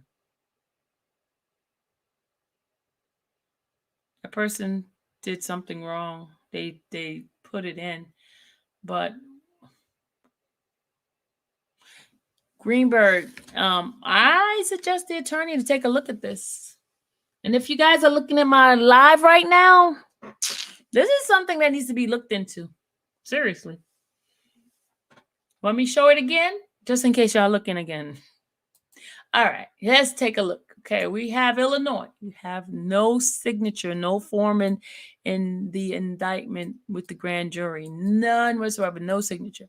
Then they went into a superseding indictment, and you still see no signature. Why is that? Then you go to New York. You see a signature there. Superseding New York, you see a signature there. Third superseding, you see a signature there. And even the state of Illinois have the foreman's signature of the grand jury showing the true bill. So, somebody help me out. I'm sorry, you guys. I just got to say this. Some of Mr. Kelly's, aka our colleagues, attorney removed these cases with these mistakes in these documents questionable. No validation at all. Thank you, Ms. Duncan. Thank you, guys. This is the kind of stuff that we need to be talking about. One is on the way. One is to wait and get discovery and know what they have and possibly throw it out to court. Can't use evidence without valid warrant. Could have been his plan. Huh? You digging me? What are you saying? Gucci, you late. We already talked about Trump in the hospital. Okay. You digging me? Explain what you just said, please.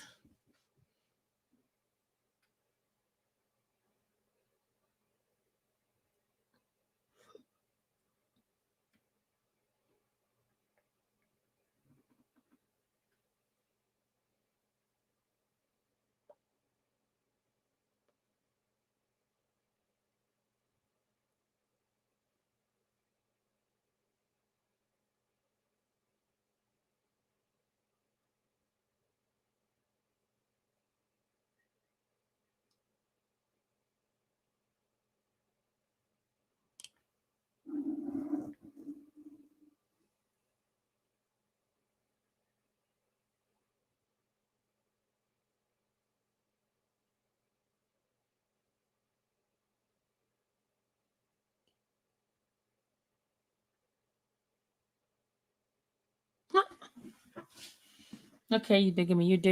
You're messing me up. I don't understand. You said they wanted evidence, know what evidence is. Okay. You're playing guessing for us to guess what you're saying? I can't guess. Good for his. Okay, I'm so confused. I'm so confused, but that's.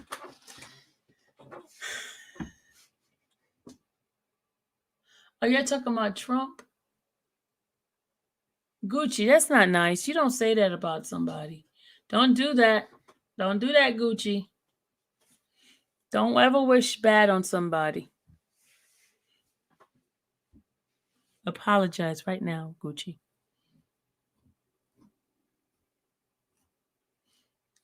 Lisa, stop. Don't get involved with Gucci's mess. You said the attorney may have known about this?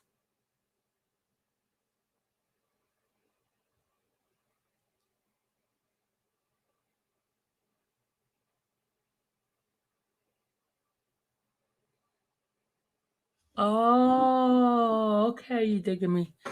Thank you for that positive thought. So I guess somebody jumped the gun. That's what you're saying?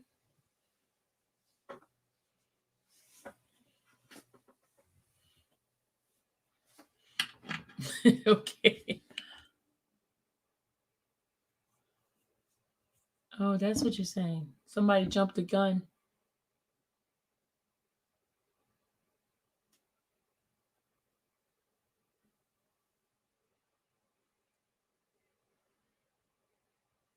Christy is not playing. Christy said all of them are in the setup. Oh my God, Miss Duncan, stop. Y'all got to stop.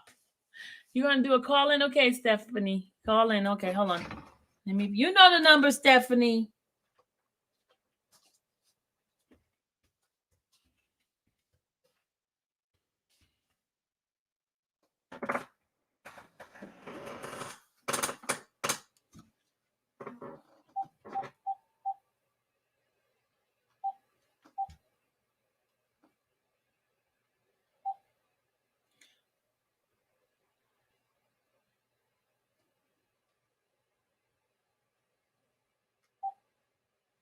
You said somebody jumped the gun.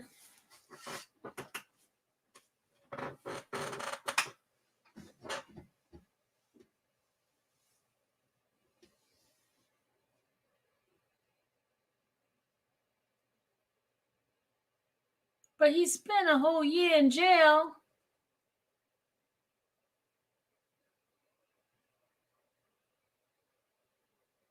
Okay, you digging me.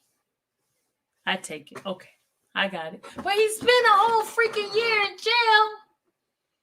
Several months, a year and several months. That's not fair.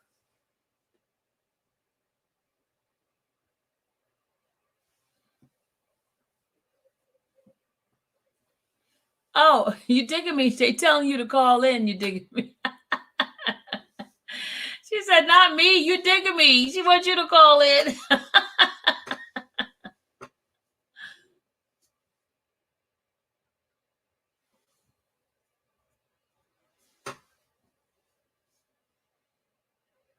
Okay, one compare what he is facing. I would take it. Okay. Got it. I understand. You digging me. Got it.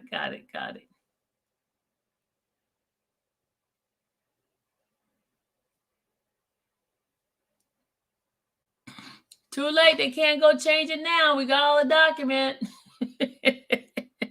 It's already out. Nah. Because I sure didn't see it.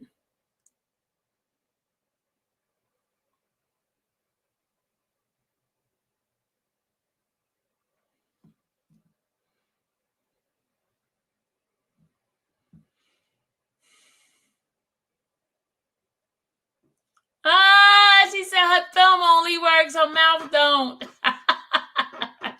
Your fingers could do the walking.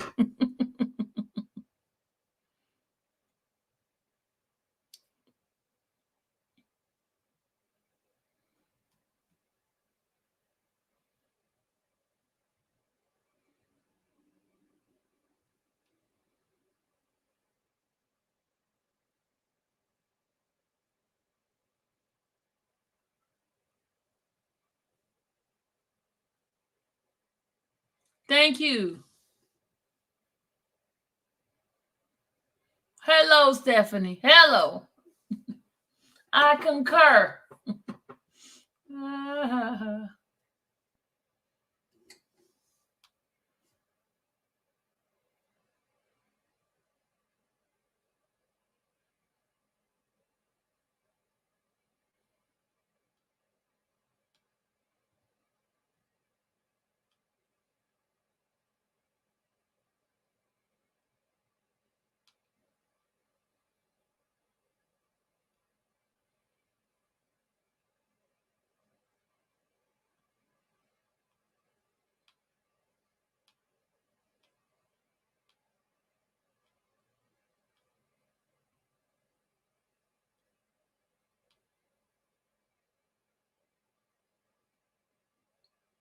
Okay, You Digging Me says, here's what Miss You Digging Me says. She said, if true, this is what I'm thinking now. Evidence could still be thrown out. However, they're dirty and won't throw it all out and trying to bring up charges later on. That's why I believe he's letting it play. Okay. Now, until he knew everything, heck, it's nothing. Maybe it's nothing anyway. Huh. Okay. Got you. Hi, forensic tech guy. So, okay, I get it. But here's the deal. This man has spent all his time in jail. And you're right, y'all. Why are they digging into old closed cases? Marriage, divorce, all of that. They digging, trying to find something. And listen, even if they try to bring that case, DFAC said it was nothing found.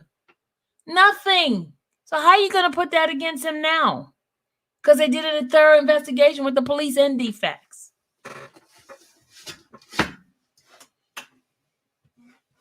And they dug and opened up that case, even though the judge closed it for the protection of the children.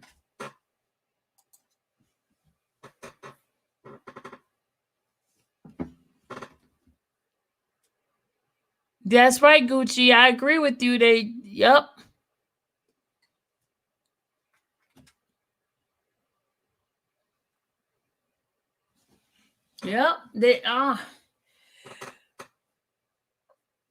They messed up.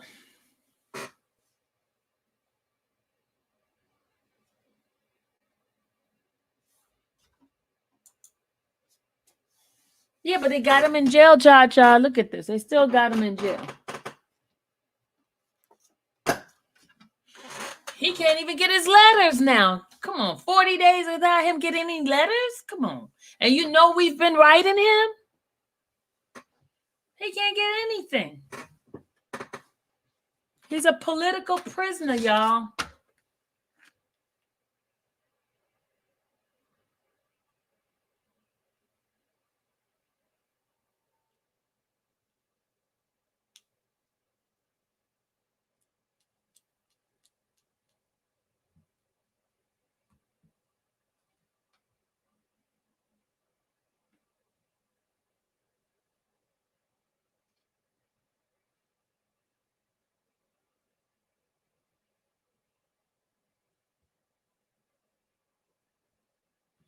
Political. Yep, this is so crazy. Digging because they can't find SHIT. Yep, wow. Time served, yeah, they fishing, have nothing. Because they're looking like fools. Yep, Regina, you're right. Tisha said they're gonna have shit. Okay, this is crazy. That's just mean and hateful. Yes, it is, Paula. You're right. Gucci says they use in the kind of charges against him. They say he's a danger to the community. Keep him in jail. Yup, y'all. Exactly. Yeah, this is the kind of stuff that we need to get out. This is the kind of stuff we need to talk to our family members about. The crap they're doing. They're trying to railroad. It's in plain daylight. You can see it. A blind man could see this. That's what's happening to him.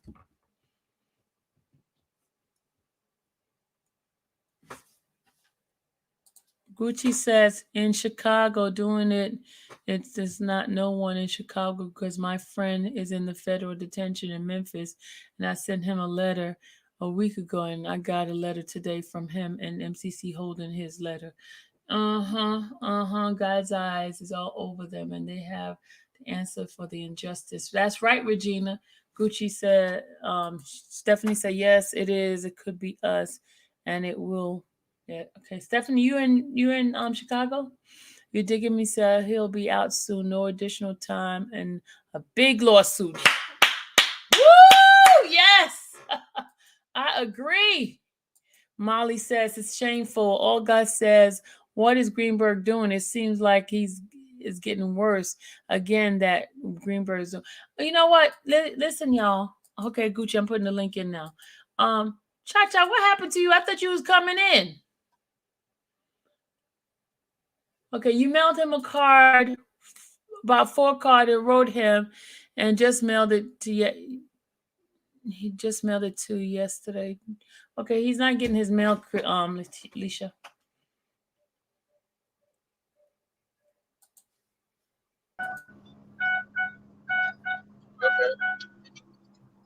Hey, Gooch. Hey, I just got something real quick to say. MCC is the one playing with Rob. I just talked to my friend. My friend work at the CCA here in Memphis. The CCA is the holding facility for all U.S. Marshal, federal inmates until they get sentenced. And he said that's a lie. He said they get mail every single day. When the mail come in today, they process it tonight and they get it tomorrow. He said there's no such thing as they get mail once a week. Now, he said, sometime you may piss somebody off and they hold your mail back, or they trying to send a statement. And I was telling him about Rob. He said, oh, they're trying to break Rob. For him not to even get outside medical attention when he complained about his head and his ribs, he said they trying to just teach him a lesson or trying to break him down, because he said at their facility, if there's a fight, they automatically take both people out to the outside doctor to get properly examination, because at the facility, it's not a medical facility where they got MRI machine, none of that. And he said he used to work at MCC and he moved to Memphis 5 years ago. He said MCC is garbage. They don't care. He said all that is bullshit. They're doing that to Rob because he's sure other people on other floors are getting their mail and are going to outside doctor. Even if there's corona, you still got to take a person to the doctor to get medical attention. Doug and them need to get on their ass and start wonder why Rob have not been to outside doctor to get adequate medical attention. And I don't blame him. I would never take no outside medication. I got a friend here in Memphis. He's kind of loony right now. He was in the joint and they keep giving him these medication. Now he's addicted to the shit. So I will not blame him for not taking that shit, because I would be petrol for my life as well. But MCC is playing with Robert Mail and they're playing with his health. That's no question about it. Because if you ask anybody that been to any kind of jail, if they got something serious, they take them to outside medical. Every MCC got a contract with a hospital. Every United States Marshal got a contract with a hospital to take the inmate outside clinic. That shit they got in there is just a medical facility to do tests, to give you your pills at night, all that. If it's something, they schedule you for outside doctor. And Rob should have been outside to see a doctor, and Steve need to stay on that shit instead of worry about getting on TV and talking about this ain't real, that ain't real. He need to be make sure that Rob health is in good shape. That's what they need to be doing. So Gucci, hey Shasha, can I ask you a question? Yes, Shasha. So with us knowing the state that Rob is in physically and mentally, can family request that he be taken to the hospital for further checking? Yes, but they're gonna have to request it through his lawyer, because I asked him that. I just left him. I went to pick some paper up and I was talking to him about it because he do some stuff for me.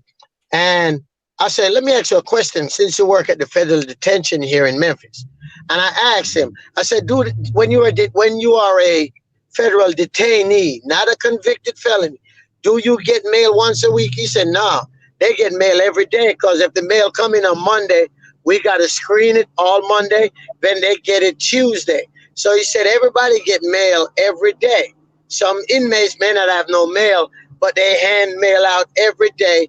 So with that, Steve, Leonard, Nicole, they have to request it through the United States Marshal. And if I were the sisters, I would contact the Marshal Service in Chicago and tell him that he's complaining that he's not getting adequate medical service. Maybe the United States Marshal will look into it. They will look into it. Lisa, are you online? Are you on? Is he? Because that's what he said to me. He said sometime, if you go to the courts or to the MCC, they're going to want the lawyer to do it. But he said as family member, you contact the United States Marshal Service and tell them that that person is not getting medical attention. Or Tylenol don't stop no damn headache. Let's be real. Okay? Right, because they're not taking him to outside medical where the doctor can say, okay, I'm going to request you for pain pills, stuff like that.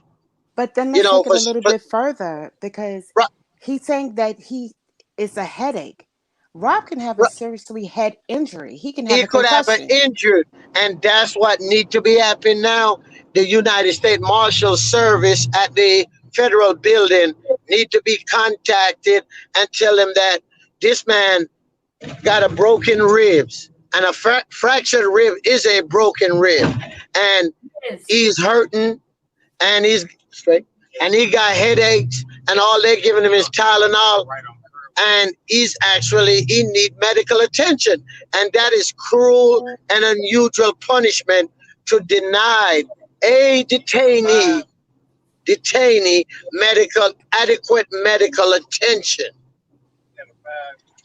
My concern is, I don't know the counts of the ribs, but I keep hearing everybody say the 11th is the most painful. The 11th and 12th, cha-cha.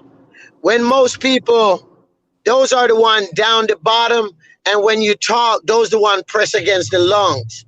When I had my soccer injury, my rib was broken. That's the worst shit you can have, because if you try to talk, it hurt, and if you cough, oh my God, you got to grab your side to cough. Okay, but my concern is, because the rib is broke, and because you confirmed and said it's by the lung, that rib can puncture his lung because exactly. It's broke. Yeah, it can. And that's the reason why he said whenever he tried to talk or something, it hurt, because it's already pressing against the lung, and it need to be corrected. They're going to make up all kind of excuse about it's not going to do this. That's bull. Why do you think when a football player got a rib injury, right, they take them out and they put on that protective cast and tell them stay out, because you need something to hold it so it don't push against your lungs. Right. And I'm quite sure that they don't have that gauze wrapping around his rib cage. This is the thing what everybody need to do. Everybody need to go on Twitter and flood Doug page that Rob need adequate medical service. The same thing with Steve, that this man is complaining about ribs, everything, they need to do, because I send what's the name, a message last night, Doug, that he need to check on Rob medical condition today. And that's what need to happen. That's what need to happen. It's sad, because MCC apparently, is not doing what they're supposed to do. Because it's just, if you had Cook County, if you was in the state and you had a fight and you was hurting, Cook County will take you to outside medical to seek attention. And remember, this is the United States Marshal Service, okay? They are in charge of an inmate until he gets sentenced. Once he gets sentenced, then he became property of BOP. So right now, while you are a detainee, you are responsible by the U.S. Marshal, because that's who take you to court. That's who take you everywhere. And, you know, they need to get on Steve, Doug, Nico, all of their ass for that, because there is no way this man should never add adequate medical attention from the day of the fight. And Nicole did an interview after the fight, and she was saying like all the injuries that he had with his jaw and with everything, and with him being put in the shoe, and that 24 hours later they give him a Tylenol. So he went with pain in his head, his head and in his ribs for 24 hours in solitary confinement. Right. Like, and I'm gonna contact. Not only that, he was maced, so his eyes was burning and hurting too. Right. This is crazy. You know, right. And that's the thing. Stephanie, she did say his jaw. Okay.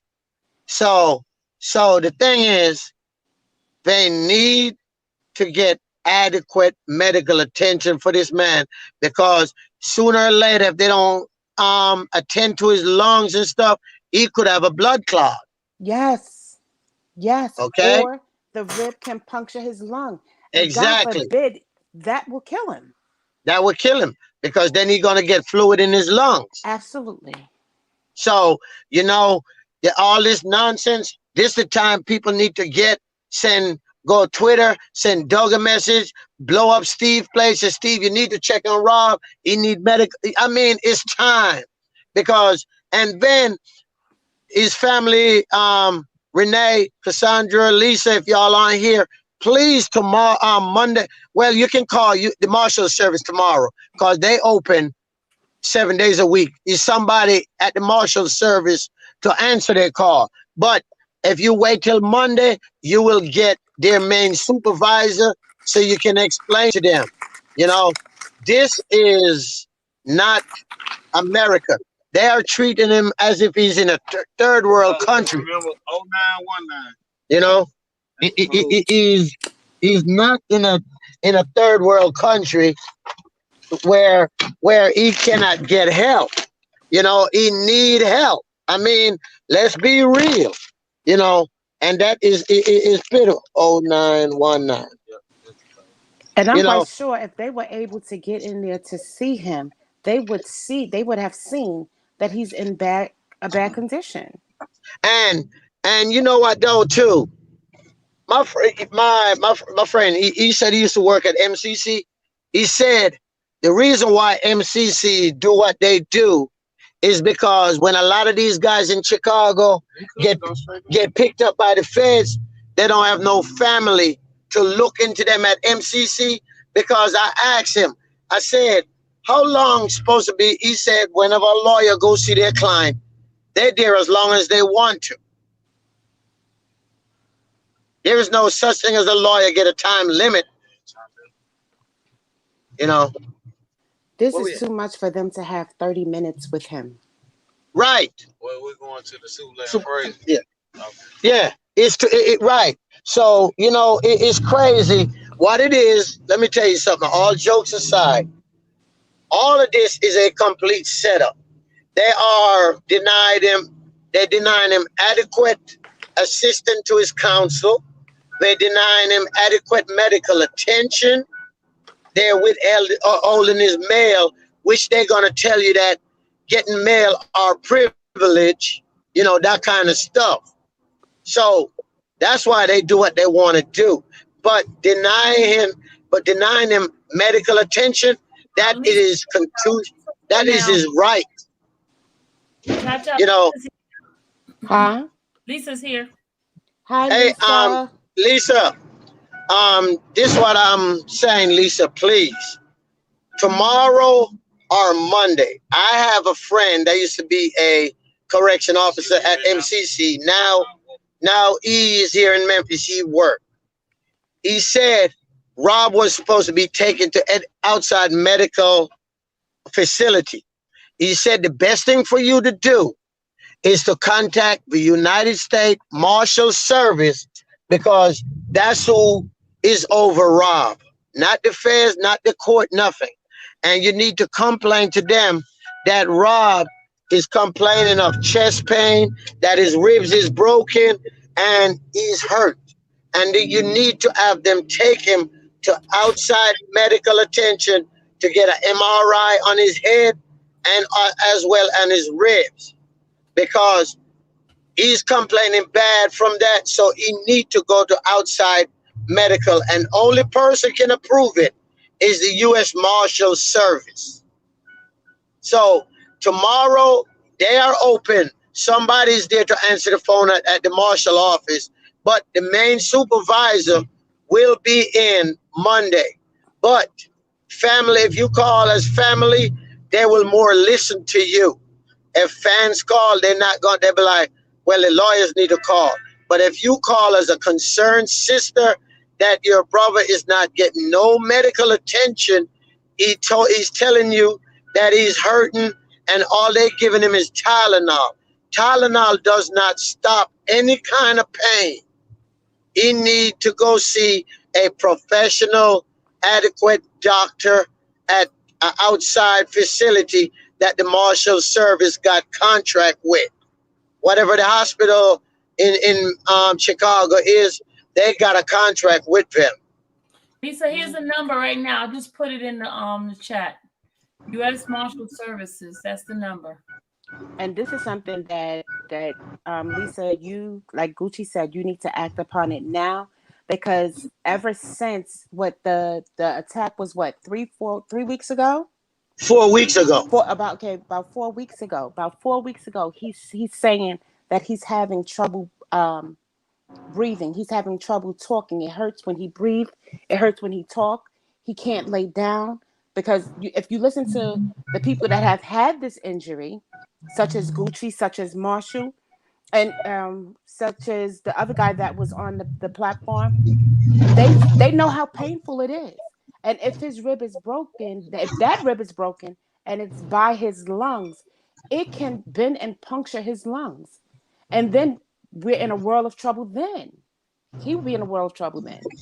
So this is something that, since we have to act upon this now, he has to get medical attention. His ribs has to be wrapped in order for it to stay in place to start mending.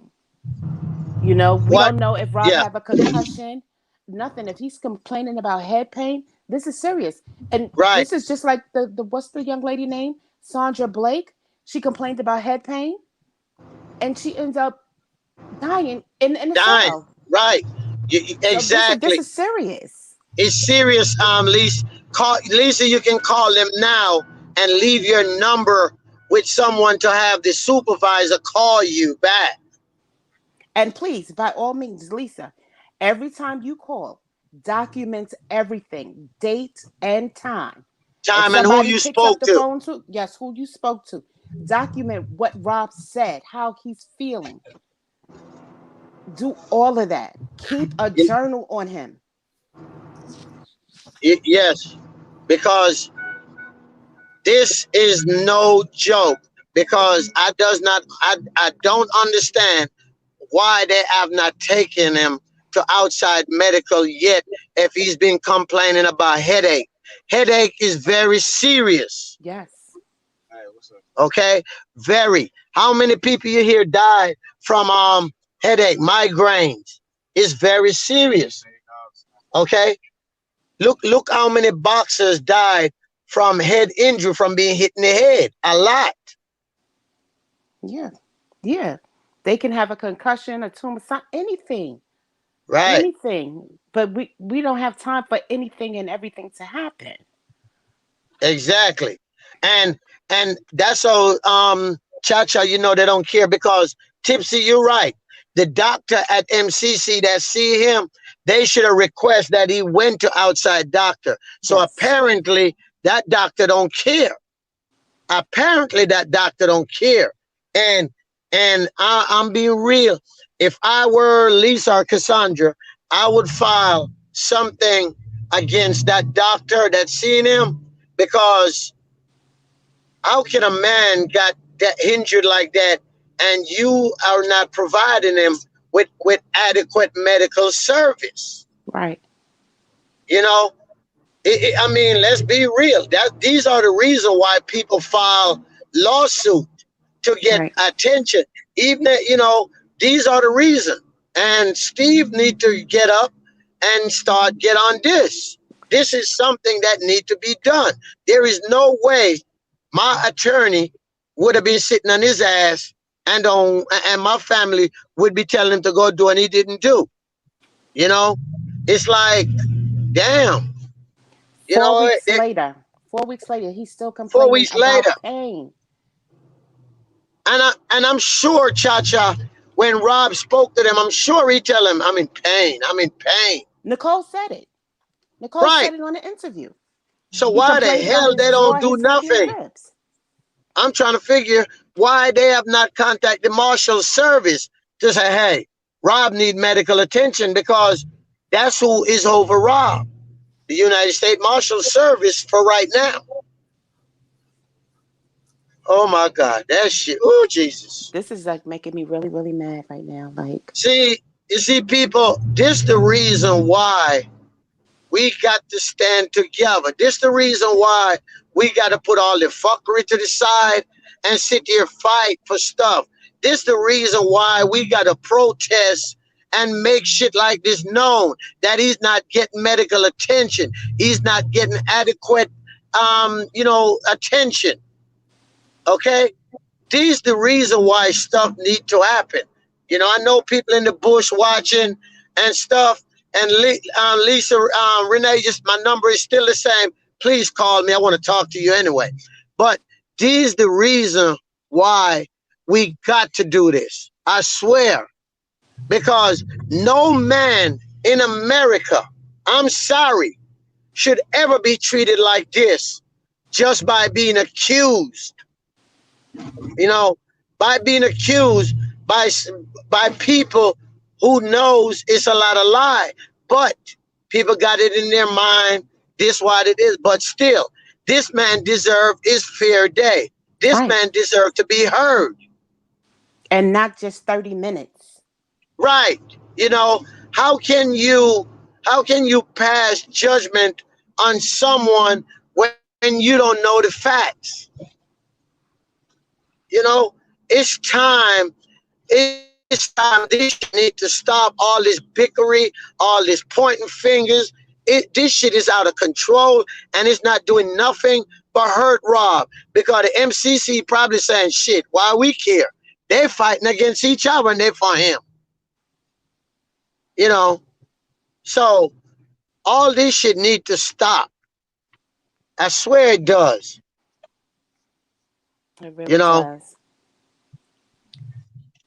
but, hey, you see what Mr. Curtis said? He had a fractured rib last year.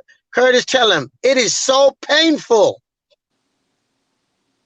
And they had I to don't give him wish that morphine pain. because it was so painful. Yes, that's what they He get. even tried to deep breathe, and I don't wish That's the pain what on no they one. gave Yes. me, Cha-Cha. That's what they gave me. They gave me sleeping pill and pain pill, because when I tried to lay down, I couldn't even lay. And Renee, y'all this, should and, be angry as hell. Y'all should be and, angry re- as hell. and remember, Cha-Cha, when I had mine, I was in college, so my body was a little younger. Rob is in his 50s, so this is more hurtful to him. Yes. Okay? I was 21 when I broke my ribs playing soccer, and that shit was so hurting. So imagine if I do that now. I'd probably be like a whining ass baby. Shit. You know, I'm fucking hangry that they didn't even give him no medical attention. This is fucking ridiculous. For They didn't real. give him medical attention, but they shipped Jeremy out. What's his Yes. name? Jeremiah. They shipped him out, but they didn't give Ship Rob him medical out. attention. Come on. They got this Exactly. thing backwards. Yeah.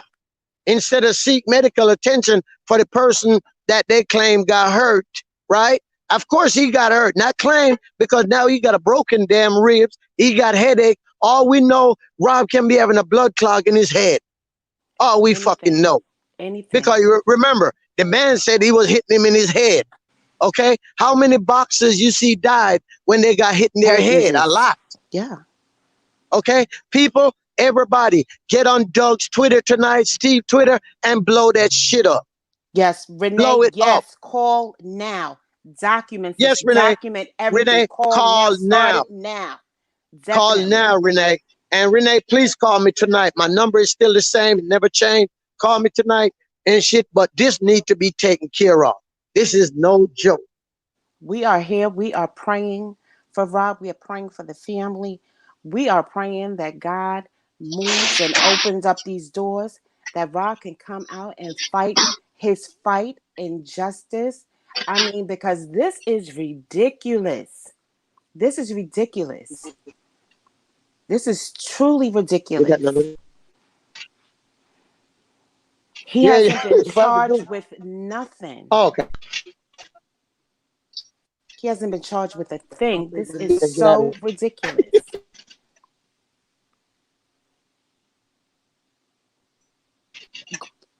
Level Up Greenberg is always tweeting about other cases. He's always tweeting about other cases. And he tweets about Rob. Like, I mean, I don't know the gist of what their plan is or anything like that. But right now, we need a plan of attack right now. We need to attack right now.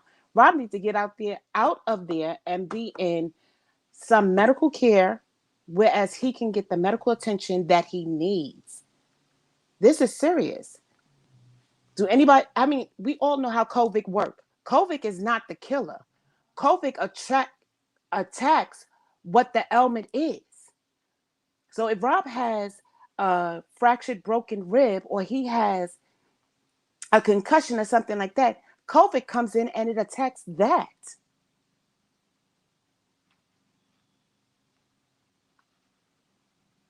This is what we don't have time for.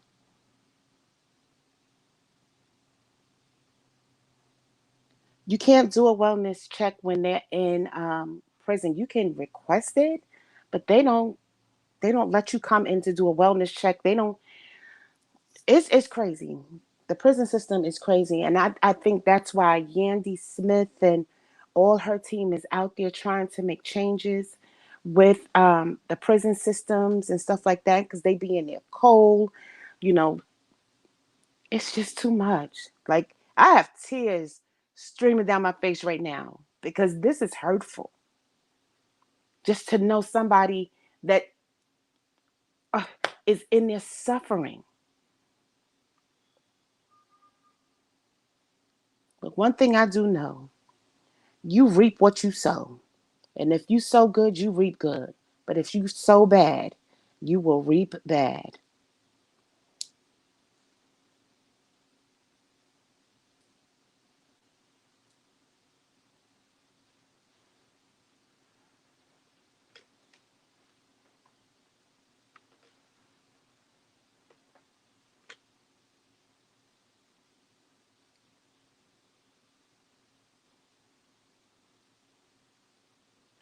Queen Christy, I bet it is disgusting and nasty. I bet it is. But being that he's a diabetic, I'm quite sure they're not giving him a nutritionist meal as a diabetic.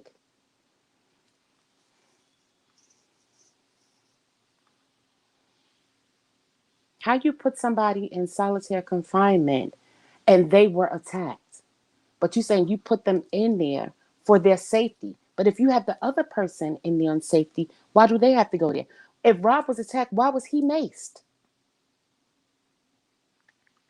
Added on. That's an add on to the injury.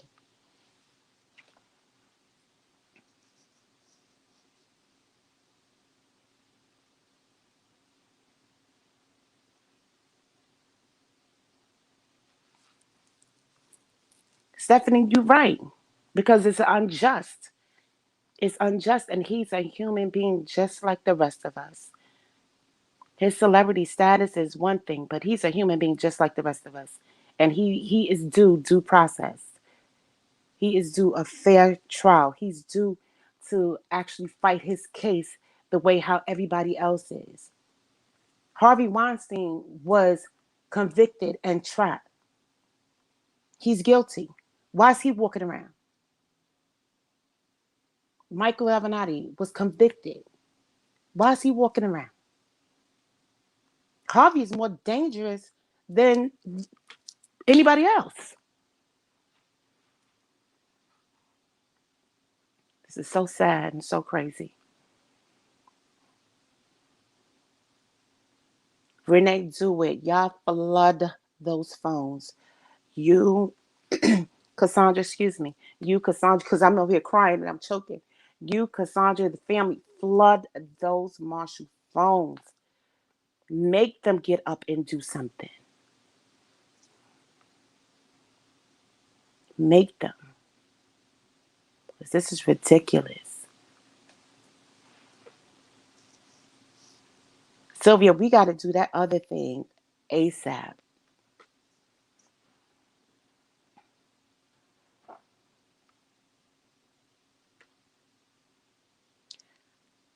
Level up, you are 100% right. Yes, he was transported to the hospital after his conviction. You are right.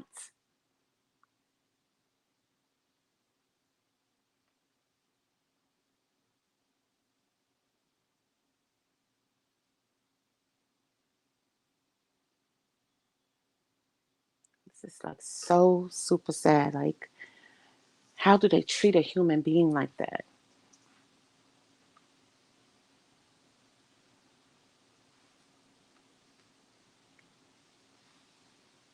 Gucci is right. It's time out for the fight.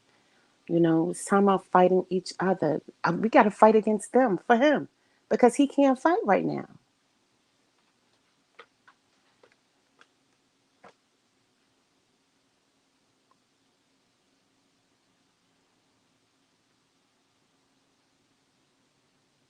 And Chad, I don't want y'all to think that our prayers are not working.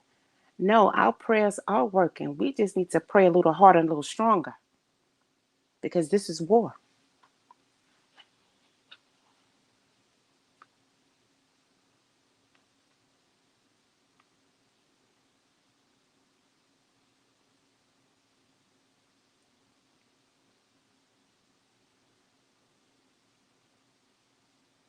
Shai Jones, yes. And you know what? I didn't even think about it because Yandy is in New Jersey. Yandy's in New Jersey, and she didn't even cross my mind to reach out to contact her when the protests and everything was going on for Rob. But I'll send her an email today, rather tonight.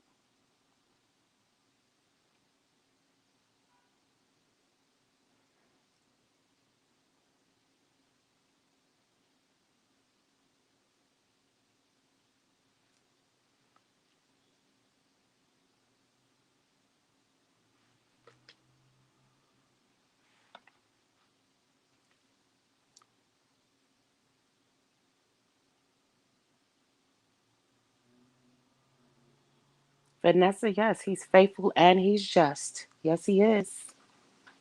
I'm a believer of it. I'm a witness of it. I'm a living epistle of it. He is faithful and just. Yes, he is. Well, anyway, guys, I'm about to get off. I'm about to get off because I definitely need to. Thank you, Level Up. I just realized I was talking to you guys, and I just realized I was muted. Yes. Guys, we gotta keep fighting. Hey, Dallas, boo. Dallas, how are ya? Hi. Girl. I'm good. She's starving me. And look, we got it reversed. Your mom's starving you and my daughter's starving me. I'm about to go get her. Like, what's up? I like your hair. You look nice. Let me see, Dallas. It's supposed to be a bob. It looks cute. Oh, no, Ruth it's is not Dallas. here. It's Ruth is here. Ruth Oh, is cute, here. Look. Ruth. Yeah, Ruth got her hair done. Talking over there. I'm Michelle. Michelle's over here. No, she about to come over here. Oh, it's like the whole bunch of people here. I don't even know people is here. Okay, I gotta go feed my children. Sis, we gotta hook up because I gotta show you something. Okay. All right, guys. I'll talk to you guys later. If I get anything new, if Lisa gives me anything, I will let you guys know. I'll update you guys on everything. Okay. I'll check you guys. I'm gonna call you now. All right. Night chat. Love y'all. Night chat. Bye bye. I had my joggers on, but I